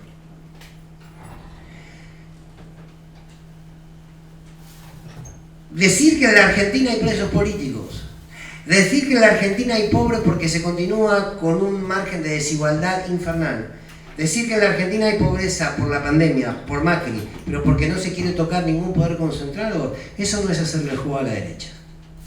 El juego a la derecha es que Milagro Sala siga presa. Porque yo les puedo asegurar que Milagro Sala en libertad, Morales no puede gobernar 2 días. Entonces, no nos tomamos el discurso al revés. Ahora, yo tenía un curita amigo que me decía que los mandamientos no eran 10, que los mandamientos eran 11. Y que el 11º mandamiento era no ser pelotudo. Entonces, yo creo que estamos en la etapa del 11º mandamiento. No tenemos que ser pelotudos. ¿Qué significaría ser pelotudos? Transformarnos en opositores mañana. No. No. Hay que aprender a masticar las contradicciones. Claro que van a aparecer límites. Pero ante la duda hay que escuchar. Y no quedarse con esa lógica Boca River. Y quedarse con esa lógica, pero Mansur no tiene nada que ver con nosotros. Y uno dice, pero Cristina lo pidió en la carta. En la carta dijo, yo le propuse a Mansur como jefe de... Entonces confunde. ¿Cómo Cristina pide a Mansur? Cristina hace política. Hace política. Yo no puedo contar cosas porque me está filmando acá el compañero. Cuando apague... después. Digo, Cristina hace política. Sabe cómo se mueve. Si caemos en la lógica, es que salgamos de ese lugar. Y déjenme terminar con algo que me parece que nos va a sintetizar. Que tiene que ver con el prólogo. Yo le pedí el prólogo del libro a una amiga, a una colega, a Sol Giles, periodista, poetisa. Y yo quería que ella escriba un poema de prólogo. Entonces me dijo, bueno, dale, sí, pero mándame el libro, si no que querés. Entonces se lo mandé por Word, lo leyó enseguida. Y ella escribió un poema para las victorias. Es largo, yo le voy a leer algunos fragmentos, porque sé que se van a sentir identificados. Pero antes permítanme decir una reflexión más. Siempre prometo que termino o no termino. ¿Estoy hablando hace un montón? Sí. Digo, quiero hablarles de una victoria más que me olvidé. Se la voy a contar rapidita. Se la van a acordar. ¿Se acuerdan de Elian? Elian era el balserito cubano. El balserito cubano que su madre una noche se lo llevó en una balsa para intentar cruzar y llegar a los Estados Unidos. La madre murió en el mar, pero Elian llegó a la orilla. Y sus abuelos maternos lo encontraron y lo llevaron a vivir con él. Y a Elian se lo mostraba por la CNN como un trofeo, como una muestra de que los Estados Unidos habían logrado liberar a un niño de las garras del comunismo y del régimen castrista y de no sé cuántas cosas más. Y mientras tanto, el padre desde Cuba reclamaba por su hijo. ¿Y saben qué? La batalla que nosotros damos, la que seguimos dando, la que dieron nuestros tatarabuelos, abuelos, padres, madres, y hoy, más allá de toda la coyuntura y los nombres de esta realidad, de este presente político, nosotros la batalla que seguimos dando es por la humanidad. La batalla que seguimos dando es para que el ser humano, hombre, mujer o el género que se le cante a cada uno, vuelva a ser la centralidad de este mundo. ¿Y saben qué? No lo somos. Estamos luchando por ser la centralidad en la economía, para que el hombre y la mujer puedan volver a ser la centralidad de la cultura, la centralidad en el trabajo, la centralidad, o sea, que lo humano esté por encima del mercado, que lo humano esté por encima del negocio. Tenemos que volver a ser la centralidad de la educación, educar para crecer, educar para vincularnos, no educarnos para el mercado. La lucha sigue siendo por la humanidad, por detenerse por cada ser humano. Cuando hablamos de la batalla cultural, nos encanta esa frase, ¿no? Nosotros, la batalla cultural. ¿Qué es la batalla cultural? Y yo creo que ya lo sintetizó el Che. El día que se va de Cuba y se despide de sus hijos, en la carta que le escribe, en el último párrafo les escribe: sean siempre capaces de sentir en lo más profundo cualquier injusticia cometida contra cualquiera, en cualquier lugar del mundo. Ese es el hombre nuevo del que hablaba el Che. Esa sigue siendo la lucha. Y el Elian llegó a la costa. Y el padre quiso buscarlo. Entonces Fidel lo mandó llamar. Y aquí cuento la charla que Fidel tuvo con el padre. Porque es una enorme victoria, no solo que Elian haya vuelto a Cuba, sino el proceso, porque en esa larga tardecita, noche, madrugada, que tanto hablaron, Fidel le dijo al padre: usted quiere ir a Estados Unidos a buscar a su hijo, yo lo dejo ir, pero le pido que me diga si usted se va a quedar allá. Mire, si usted se va a quedar allá con su hijo, yo no tengo ningún problema, yo armo todo para que usted vaya y se quede allí con su hijo, pero no me diga que va a volver si se va a quedar, porque daña nuestra revolución, porque daña. Y el padre de Elian le dijo: yo quiero ir a buscar a mi hijo y quiero que mi hijo viva aquí en Cuba. Fidel se puso de pie, dio por terminada esa larga charla de horas y le dijo: entonces, a partir de mañana, todo el pueblo de Cuba va a ir en búsqueda de Elian. Y así fue. Todas las noches en Cuba se reunían en asambleas, en cada uno de los barrios, desde Camagüey hasta Santiago, en cada uno de los barrios. ¿A qué? A pensar, a discutir, a ver cómo se le salía a decir al mundo que había un niño por el cual valía la pena detenerlo todo. Fidel Castro rápidamente convocó una conferencia de prensa y lo primero que dijo, y lo único que dijo es: si los del norte son un poquito inteligentes, me devuelven a ese niño en 72 horas. Comenzó un quilombo diplomático infernal y lo terminó ganando Fidel. La propia policía de los Estados Unidos tuvo que ir a sacar a Elian, que estaba escondido en un placar porque sus abuelos lo habían metido en un placar, y se lo llevaron a Cuba. El día que muere Fidel, Elian ya estaba grande y estaba en el velorio de Fidel, y se le acerca un periodista y le pregunta: Elian, ¿qué siente usted hoy que murió Fidel Castro? Y Elian le responde: no, señor, Fidel Castro no murió, Fidel Castro soy yo. ¿Por qué?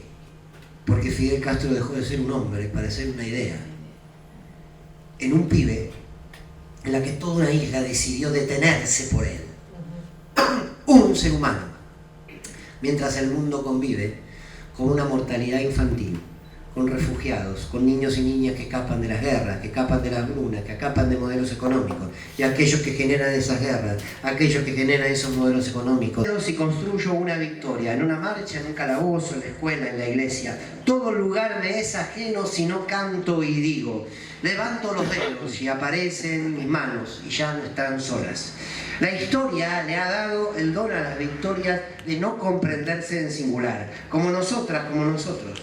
Es una derrota decir que las victorias andan solas. Si yo levanto los dedos y presento una batalla contra la indiferencia y la parálisis, contra la soledad del egoísmo, alzo mi mano y elevo una bandera y me vuelvo siempre joven y no me dejo confundir entre el exitismo y la razón de mi vida. En mi victoria hay miles de victorias, escritas con mayúsculas, como los nombres de mis compañeros.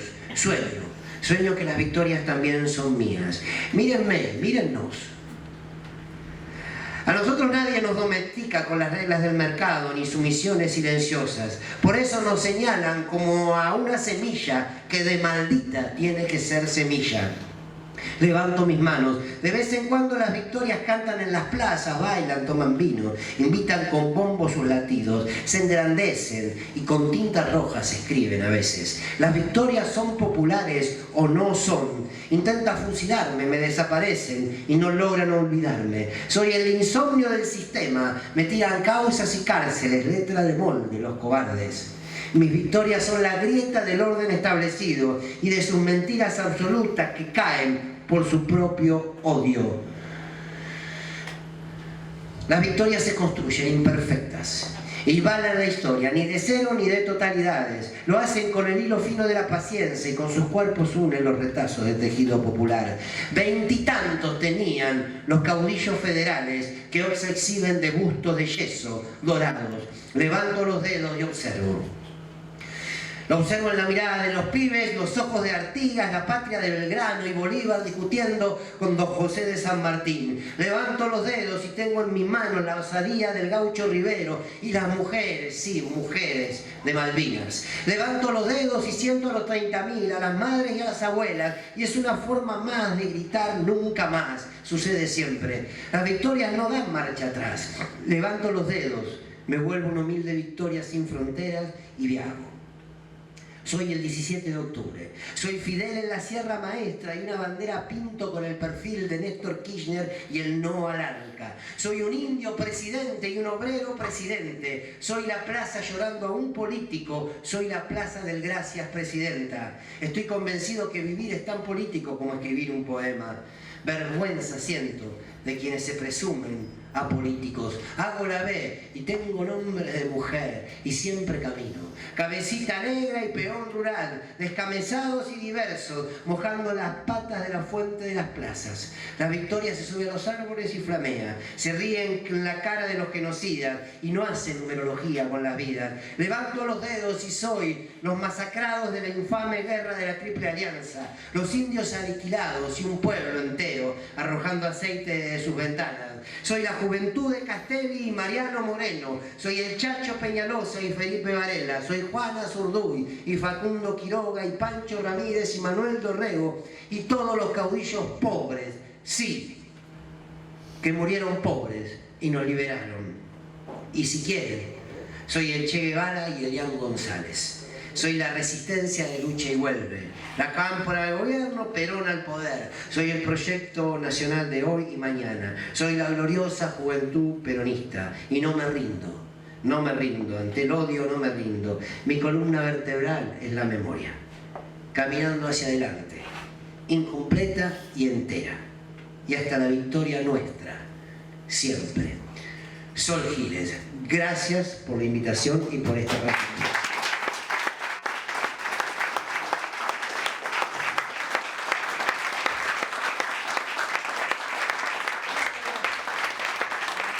Fuerte, fuertísimo ese aplauso para este tan claro periodista, un genio, realmente impresionante. Clarito, clarito. Sí. Un ratito tenemos, si quieren hacerle algunas preguntas, y yo ahora voy a anotar, yo ya estuve vendiendo por allá atrás libros, así que sigo por acá. Pero el que tenga ganas de consultarle algo a Fernando, levante la mano y nosotros le alcanzamos el micrófono. Acá tenemos uno, mira qué rápido que es esto. Sí.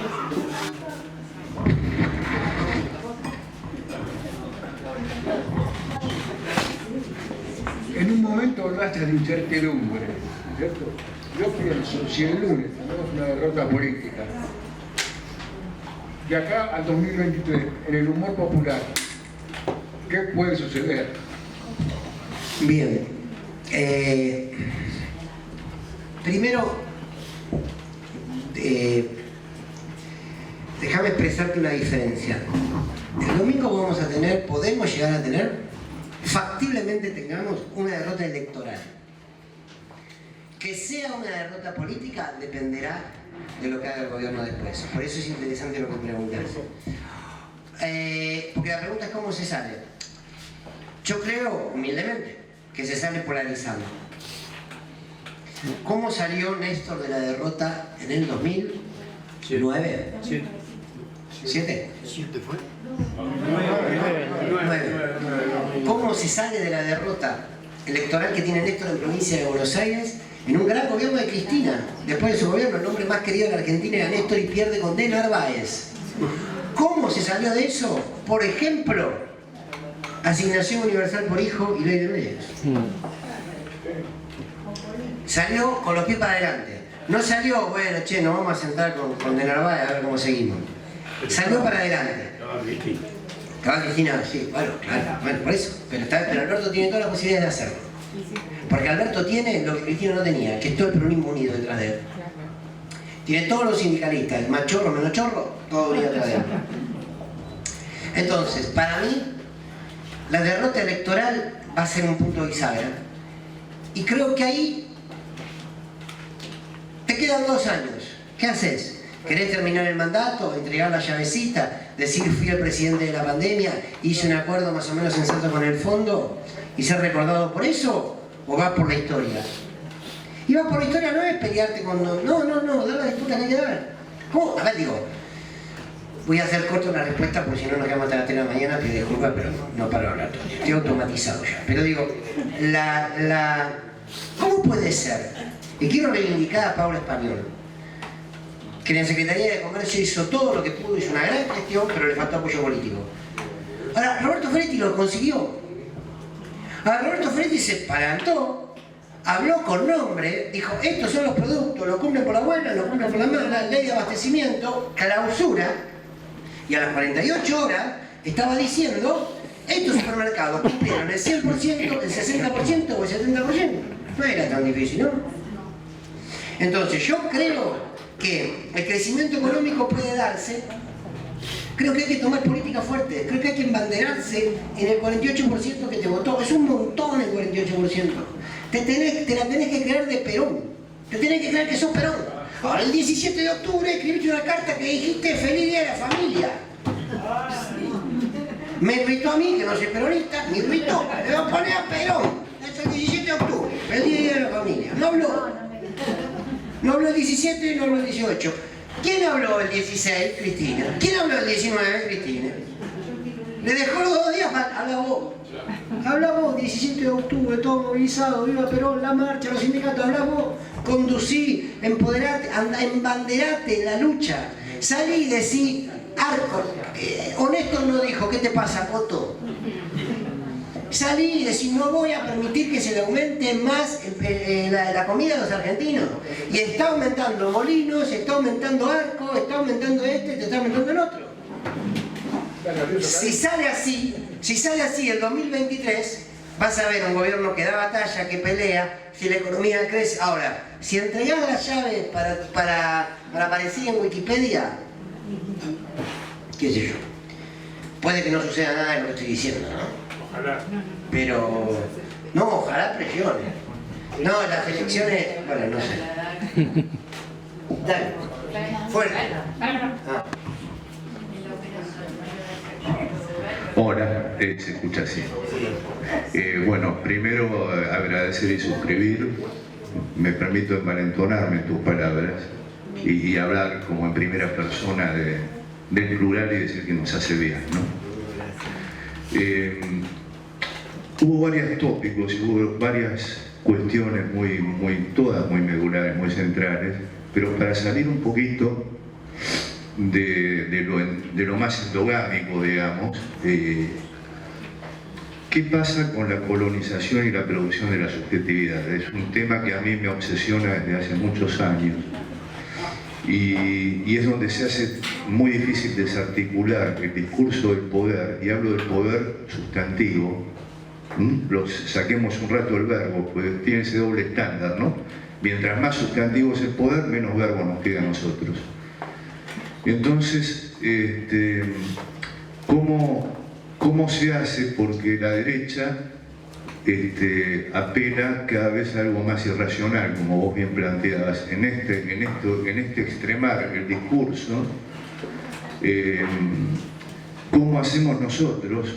¿Cómo hace el campo popular? ¿Cómo hace el campo popular del periodismo, de lo comunicacional, para poder generar otras matrices de subjetividad, por ahí más disruptivas, que lleguen desde un lugar, justamente porque en lo racional se pierde la batalla, porque se apela a mecanismos de identificación, a mecanismos de repetición, donde el sujeto repite creyendo que es propio un pensamiento que es del otro, que es del poder, ¿no? De un gran otro. ¿Y cómo hacemos con eso?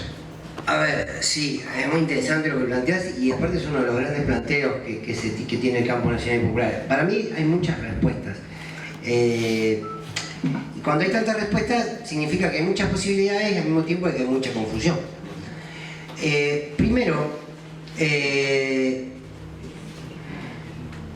que creo que hay que reconstruir una autoestima del campo nacional y popular y comunicar lo que somos. O sea, tenemos un gran problema comunicacional. Ahora voy a hablar de la subjetividad. No hablo del gobierno, hablo en términos generales. Porque entendemos que modernizar la comunicación significa tratar de parecernos lo más posible a ellos, porque de esta manera vamos a atraer el voto. Cuando ellos nos dicen que nosotros somos populistas, por lo general salimos a defendernos. Y deberíamos decir sí. Si el populismo es la exacerbación de lo popular, somos populistas. Y andate al carajo. Ellos no tienen pudor en decir lo que dicen y no les importa nada. Y a nosotros, no todos, pero tratamos de dar vuelta para explicar por qué, porque del otro lado dicen que somos soberbios, nos acusan de dictatoriales, nos acusan de... Entonces, primero hay que limpiarse de todo eso. Hay que despojarse de nuestros propios temores y desnudarnos tal cual somos. Claro que hay estrategias comunicacionales para hacerlo mejor o peor, pero hay que hacerlo. Entonces digo, primero eso. Segundo, la construcción de la subjetividad es algo histórico. Cuando Hegel, el filósofo alemán, hablaba de la dialéctica del amo y el esclavo, decía algo muy interesante, que el amo es amo por su decisión de matar. Y el esclavo es tanto esclavo porque tiene miedo a morir. ¿Cómo se rompía ese vínculo? Se preguntaba, ¿qué pasa si el esclavo empieza a sentir que él puede matar? Todo figurativamente, por favor. El amo empieza a sentir el miedo a morir. Y ahí se rompe. Entonces, ¿esto cómo se trae al día de hoy? El problema es que hay muchos que, siendo esclavos, creen que repitiendo el mensaje del amo, poniéndole la alfombra roja al amo y aplaudiendo al amo, deja de ser esclavo. Lo primero que tiene que hacer es tener conciencia de su esclavitud. Porque si no tenés conciencia del lugar en donde estás, de qué sos, de qué representás, de cuál es tu historia, cuál es tu procedencia, y no tenés claro, y no podés evidenciar cuál es tu adversario, cuál es tu enemigo, difícilmente puedas construir una subjetividad en el otro. O sea, creo que es parte de una conciencia de clase. Entonces, si vos te reconoces en un lugar determinado, vas a reconocer las batallas que tenés que dar. Y tu subjetividad la empezás a construir a partir de tu realidad. Hoy a la tarde, en el programa con Antonio, ¿Antonio?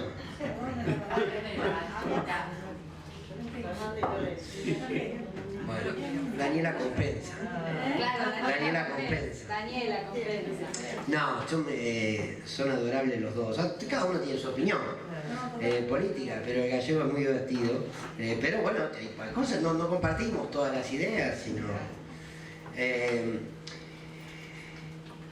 Hoy Sofía Barruti, una colega que hace móviles, entrevistó a un pibe hoy en Constitución a la tarde y le preguntó sobre la inflación, sobre el aumento de precios, sobre el trabajo, y el pibe la verdad es que habló muy bien. Y yo en un momento le pregunto, el pibe dijo que el problema en la Argentina era que había mucho trabajador irregular, mucho trabajador que estaba en negro, empezó a hablar. Y la verdad es que todo lo que decía el pibe tenía razón. Y que a él le costaba, pero como él vivía con la familia más o menos entre todos, que no se quería ir del país porque él la amaba. Todo buenísimo, pero estaba indignado. Entonces yo le pregunto, le digo a Sofía, preguntale qué piensa de la política.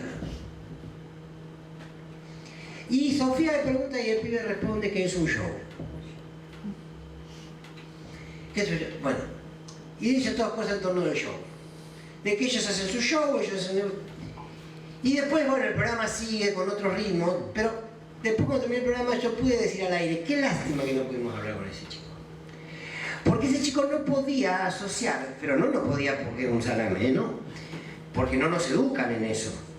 Él no podía asociar que todo el discurso que dio, que lo podéis compartir o no, pero estaba buenísimo, era un discurso puramente político. Él estaba diciendo que el problema era que había muchos pibes jóvenes, que la mayoría trabajaban en negro y que se los explotaba, y después se haga política de show. Y yo tenía ganas de decirle, a ver, eso que a vos te está pasando y que estás denunciando es político y lo determina la actividad política que vos votás y que vos podés disputar como rol de ciudadano, no tenés que militar en una obra. ¿Dónde está? Exactamente. ¿Dónde está su subjetividad? Su subjetividad, ¿se entendió lo que dije? Sí, gracias. Su subjetividad estaba puesta por fuera de su propia realidad. Esto es como la gente que en el 2015, o mismo en el 2019, pero sobre todo en el 2015, en el 2019 te decían, yo soy consciente que con Cristina viví mucho mejor que con Macri. Sin embargo, voy a votar a Macri, porque esta no tiene que volver más. Entonces voy a decir, estás loco, hermano. Vos me estás reconociendo que vivías mejor con Cristina. Sin embargo, vas a votar a Macri, donde sos consciente que vivías peor. ¿Por qué lo haces? Porque tu subjetividad está en una esquina y tu realidad está en otra. ¿Por qué? Porque la subjetividad la construyen de todo otro montón de lados. Gramsci decía, pues digo, para que nos demos cuenta que no es un problema nuestro, ay, no sabemos cómo solucionar el tema del gozo. Gramsci decía que el pensamiento hegemónico, el pensamiento único, porque nosotros seguimos viviendo sobre el pensamiento único, se construía a través de la economía, a través de la educación, a través de los medios y a través de las religiones. Bien, ahí se construía un pensamiento único. Que es un no pensamiento. Que es un no pensamiento, claramente. Es el orden. José Pablo Feynman, el maravilloso José Pablo Feynman, cuando se le pregunta qué es el poder, en uno de sus libros, él dice, el poder es el orden. El poder lo tiene aquel que es capaz de establecer un orden ético, un orden moral, un orden económico. A lo que este humilde servidor dice, si el poder es el orden, el contrapoder es el desorden. Por tanto, nuestro rol en la historia es construir ese contrapoder. Ahora, Gramsci, cuando te dice que el pensamiento único lo construye la economía, la religión, la educación y los medios, también dice, bueno, a ver, ¿cómo construimos la contrahegemonía? ¿Quién te da los elementos para construir un poder contrahegemónico? Y Gramsci mismo te responde, el mismo modelo hegemónico construye el poder contrahegemónico. ¿Qué significa esto? ¿Dónde está la lucha en contra del modelo que genera hambre en el hambriento? ¿Dónde está la resistencia al modelo que genera desempleo en el desempleado y en la desempleada? Bien, es ahí donde tenemos que ir a construir subjetividad. Si nosotros lo que queremos es que todo el mundo esté de acuerdo y vamos propia Vicentín y después retrocedemos y después decimos, yo creí que se iban a poner contentos. ¿Quiénes? Nosotros nos pusimos contentos. ¿A quién carajo le hablabas? Porque yo cuando creí que se iban a poner contentos, te dije, yo estaba contento. Los que no se pusieron contentos son los que no te votaron. Déjalos. Entonces, ¿en qué trabaja el modelo? En la cabeza de cada uno de nosotros y nosotras, ¿para qué? Para confundir los intereses. ¿Vieron esa frase que dice que el éxito del modelo es el pobre de derecha? Claro, el éxito cultural del modelo es convencerte a vos, a mí y a la familia que iba en ese cochecito que se le caía a la puerta con un cartel que decía todos somos vicentinos. El éxito del modelo es que el trabajador piense con la cabeza del patrón. El éxito del modelo es Carlitos Tevez. Batistuta. Ahora vos fijate cómo podemos romper los prejuicios. ¿Cómo podemos romper los prejuicios? Porque la subjetividad en estos personajes tiene que ver con que rompieron con sus orígenes. Pero fíjate cómo Pichot te rompe con los prejuicios y te cambia como el paradigma, porque Pichot es el rugby, vos decís, son todos chetos. Viven todos en San Isidro, viven todos, que está fenómeno igual, digo, ¿no? Y ese tipo no solo que pagó, sino que el tipo va y te ves que viene del barrio, de pasar hambre. Ahora, ¿en qué momento vos te olvidaste del hambre? ¿En qué momento vos te transformaste en la bala con que aquel que te hizo pobre ahora le dispara a los que eran pobres como vos? ¿En qué momento te transformaste en eso? Cuando te colonizaron la subjetividad. Bien, esa lucha no es una lucha que dan los medios de comunicación solo, ¿eh? No creamos eso, sí creemos que ese 5N por ganarle a TN en el rating, estamos dando una batalla cultural, no damos una batalla cultural. El otro día en el programa Debate Abierto, de los viernes, que estamos con Daniela, con el Gallego, con Nahuel, que es el programa que a mí más me gusta, por suerte estoy en ese equipo del canal, lo llevamos a Pitu Salvatierra. Pitu Salvatierra es un militante de un barrio de la ciudad, de una villa de la ciudad, y hubo dos preguntas letales. Las respuestas de él fueron mejores. Una pregunta que le hace Daniela, que le dice: Pitu, cuando vos nos escuchás a nosotros, de todo lo que hablamos, de todo lo que decimos, de las cosas que contamos, ¿vos te sentís identificado? ¿Sentís que estamos hablando de...? ¿No? Porque somos un canal del campo nacional y popular. Y el Pitu dijo: perdóname, pero no.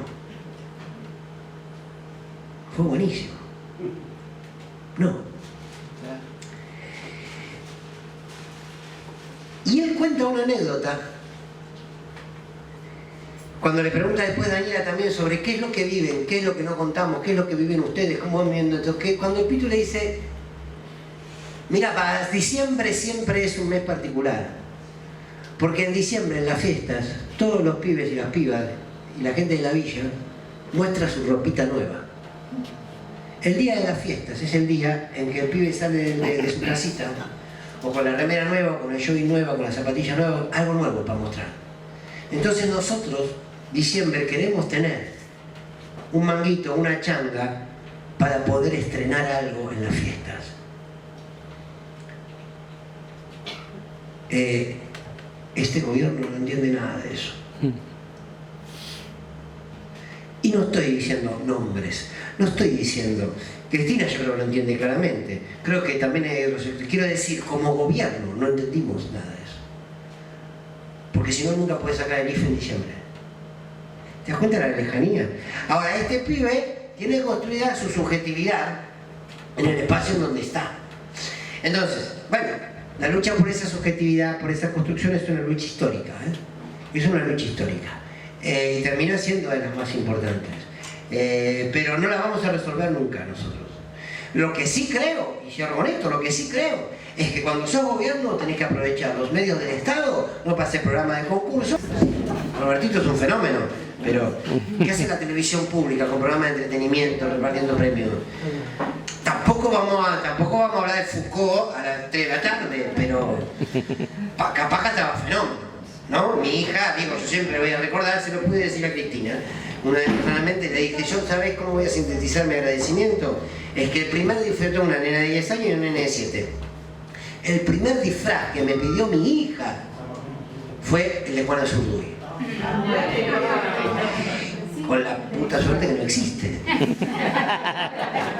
Entonces mi madre se fue a 11, compró una camiseta roja de manga larga, una charretera, compró lana, le hizo la trenza, compró una tela blanca, le hizo la pollera y se disfrazó de Juan Zurduy.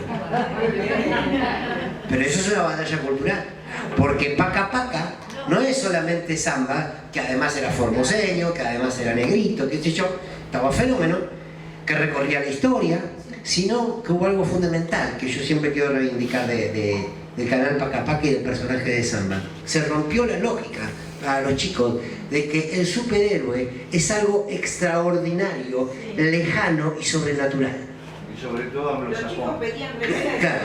Bueno, claro, pero la idea de chico que todos hemos tenido sobre el héroe, sobre la heroína, ya no era quiero volar, como Superman, no quiero treparme por los edificios, quería ser Juana Zurduy, quería ser San Martín, quería cruzar la cordillera para entonces... Mis hijos jugaban con que los enemigos eran los españoles. Bueno, yo les trataba de explicar que otra época para que no se consuman gallego. Ahora, eso es una batalla cultural en serio, que va construyendo subjetividad, pero da para 50 horas.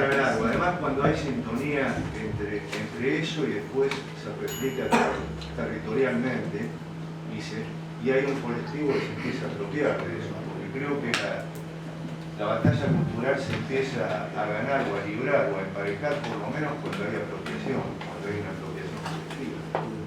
Sí, pero bueno, yo creo de igual manera que necesitas... a ver, yo porque por eso no me dedico a la política, ¿no? Porque mis ideas...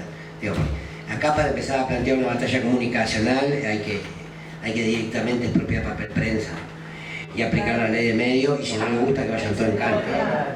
Pero duró 2 días. Perdón,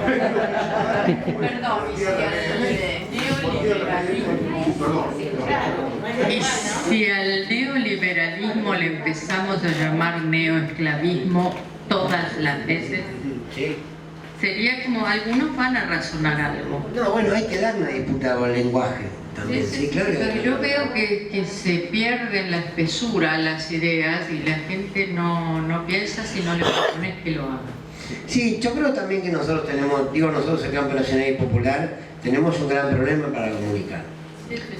Y no le llegamos, tenemos un gran problema para comunicar, tenemos un gran problema para construir una disputa de lenguaje, para disputar las redes. Y además en estos tiempos no tenemos épica para los jóvenes. El kirchnerismo le dio una épica a los jóvenes. Hay uno que está construyendo una época comitiva, Pero claro, exacto. Hoy yo vi el cierre de Santilli y de Manes y tenía época. Eran todas frases de sobrecito de azúcar. Pero tenía una épica enorme, ¿eh? Manes terminó con una cosa que para nosotros vemos todo vacío de contenido, y aparte cuando gobernó hicieron todo lo contrario, pero tenía épica. Nosotros no perdimos la épica. El kirchnerismo construyó una épica, por eso sumó tantos jóvenes. Había una épica en esta idea de la patria es el otro, había una épica en salir a dar determinadas batallas, ¿no? Pero estaba ese criterio de Néstor, que era discutamos social y políticamente una ley y después llevémosla al recinto. Néstor construía así. Entonces se discutió la ley de matrimonio igualitario, se armó quilombo con la iglesia, se armó quilombo y después, con la ley de medios lo mismo. Yo creo que es un desafío muy grande porque además debemos entender que la mayoría de los argentinos son despolitizados. Nosotros creemos que, y yo cometo muchas veces ese error y me enseñan muchos colegas míos que me dicen relájate, porque yo me enojo, yo lo escuchaba a Santilli en el canal, estábamos en el programa con Juan, con Daniela, yo me pongo loco. Y ellos lo toman más relajado. Me dicen, oye, pero relajado, a mí me saca, porque lo vivo con una cosa, y porque en el fondo pienso que todo el mundo lo está viendo y lo está viviendo así, o no se dan cuenta, y no. Y otro día sacamos una encuesta, casi el 40% de los argentinos no sabe que se vota.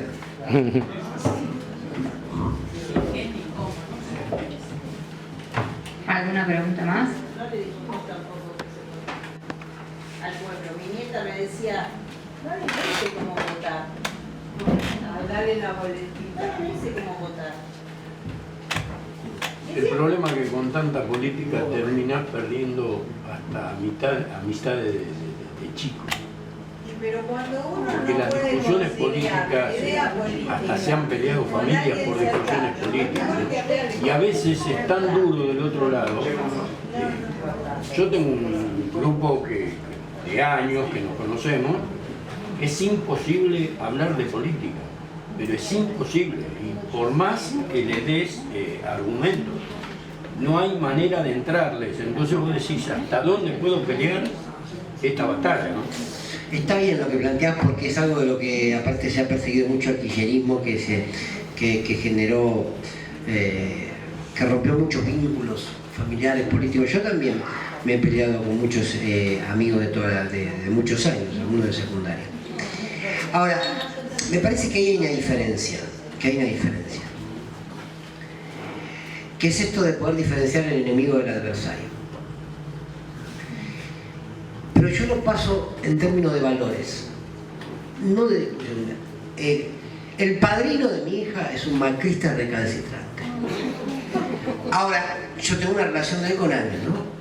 Tengo una amistad tal y una confianza tal que cuando yo lo escucho hablar le digo la verdad que me da pena porque sos un ignorante de la primera hora. Porque hace una defensa que el tipo te repite la tapa en todos los diarios. Ahora, es un ejemplo de lo que preguntaba el compañero. Es una subjetividad construida. Ahora, Sebastián, que es el padrino de mi hija, es un tipo sensible, es un tipo solidario, es un tipo que trabaja para Disney, hace dibujos animados. Y un día armó un proyecto para ir a dar clases de dibujo y de animación a las villas. Es buen tipo, es un idiota, pero es buen tipo. Entonces yo le digo, si vos de alguna manera podrías combinar tu parte emotiva con tu parte racional, yo te querría más, le digo, ¿no? Pero digo, es esto, él es buen tipo, tiene valores. Ahora, su discurso político está construido por los medios. Cuando Galeano o Feynman, yo no me acuerdo, decía, no, Feynman decía, usted no es usted, usted es un ente construido por los medios de comunicación. La prueba de la paridad subjetiva, ¿no? La construcción de la subjetividad. Sebastián, pobre, es eso.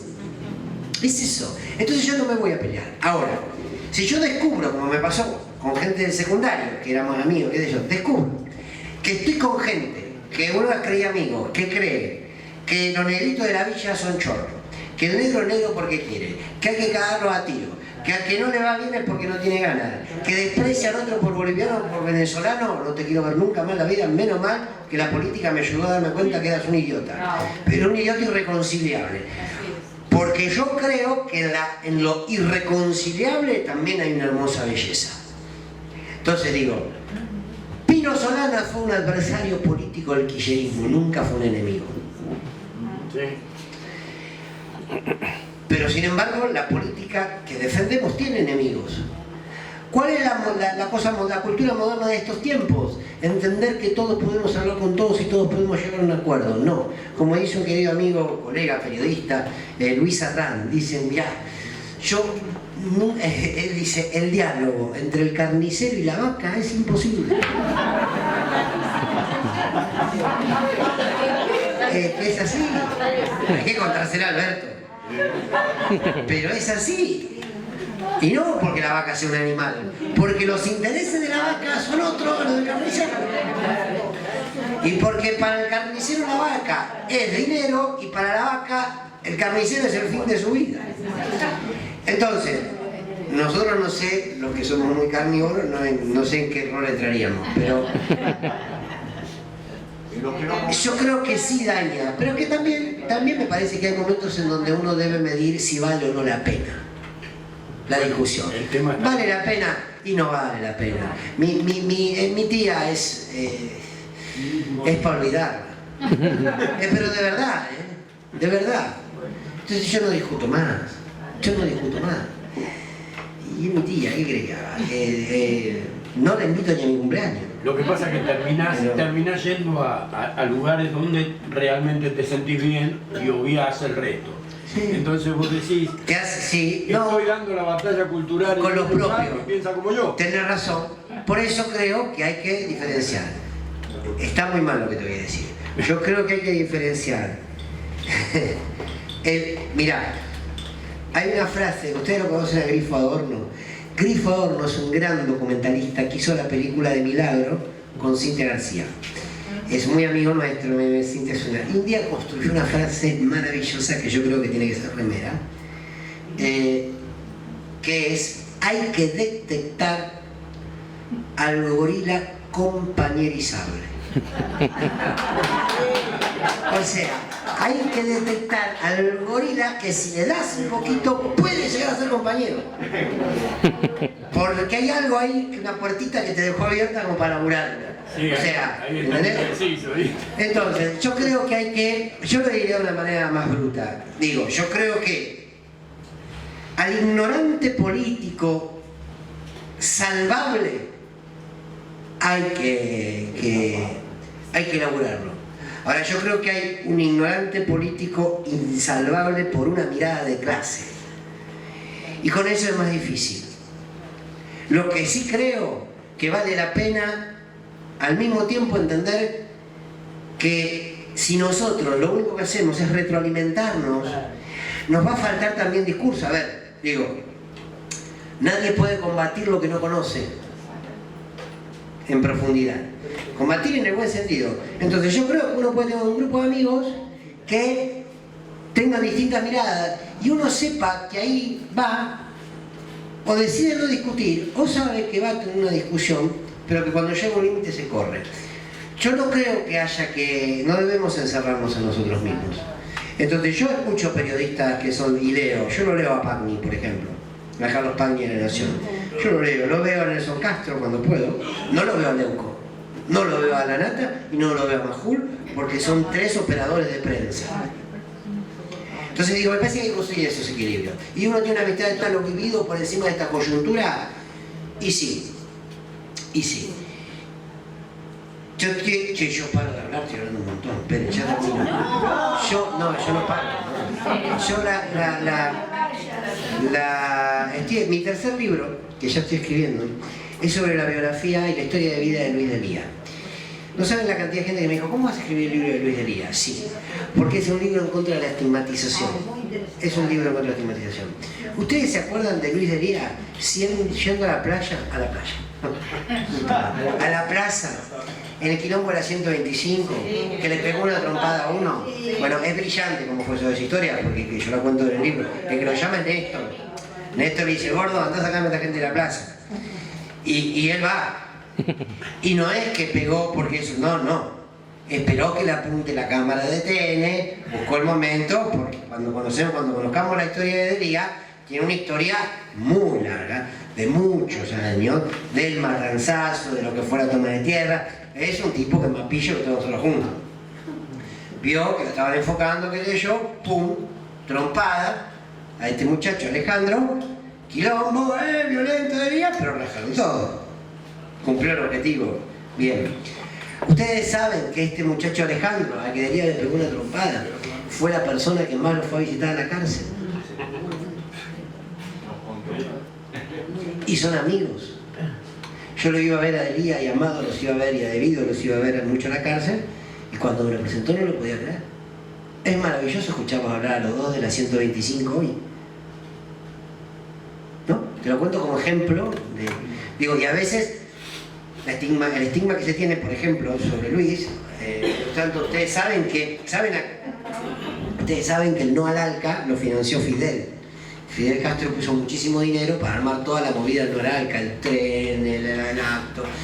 Bien, y ustedes saben quiénes son dos de las personas que se sentaron a armar el no al ALCA en Cuba, esa reunión en Cuba. Uno enviado por Néstor y otro enviado por Fidel. Delía y Silvio Rodríguez. Los viajes de Luis de Lía para comunicarse con Gorbachev, digo, por eso, ¿no? ¿Qué conocemos? El piquetero, chorro, los vínculos con Irán y el terrorismo. Bueno, digo, creo que a veces vale la pena saber, qué sé yo. A lo mejor uno tiene una historia de 50 años de vida con un amigo, con una amiga, y no discutamos de política. La revolución no pasa por nosotros. Somos parte de los procesos. Hay una canción de Joaquín Sabina que habla de lo que era la revolución y cómo la revolución rusa se fue perdiendo, y dice una frase maravillosa, que en realidad él siempre lo cuenta con una historia de mujeres en el medio, ¿no? Si no, Sabina no puede escribir. Y no el machismo, algún día lo voy a discutir con un grupo de mujeres. Y él dice, la revolución tenía un talón de Aquiles al portador. ¿no? Como una frase que sintetiza que toda revolución, que toda transformación tiene en la decisión individual la posibilidad de que eso perdure o no. Si las individualidades empiezan a cambiar y cada uno va dejando sus convicciones, lo colectivo se termina perdiendo. Si bien es cierto eso, también es cierto que la historia no empieza y termina en nosotros. ¿Cómo es tu nombre? Ricardo. Ricardo, ni en Ricardo ni en Fernando. Quiero decir, Ricardo perdió 10 amistades. Alberto mañana se levanta con la ley de medio, yo voy y te pido que mandes al carajo a tus 10 amigos. Pero no va a suceder. No va a suceder. Entonces, seguís siendo amigo de los 10, putealos cada tanto y te vuelves tío. Es como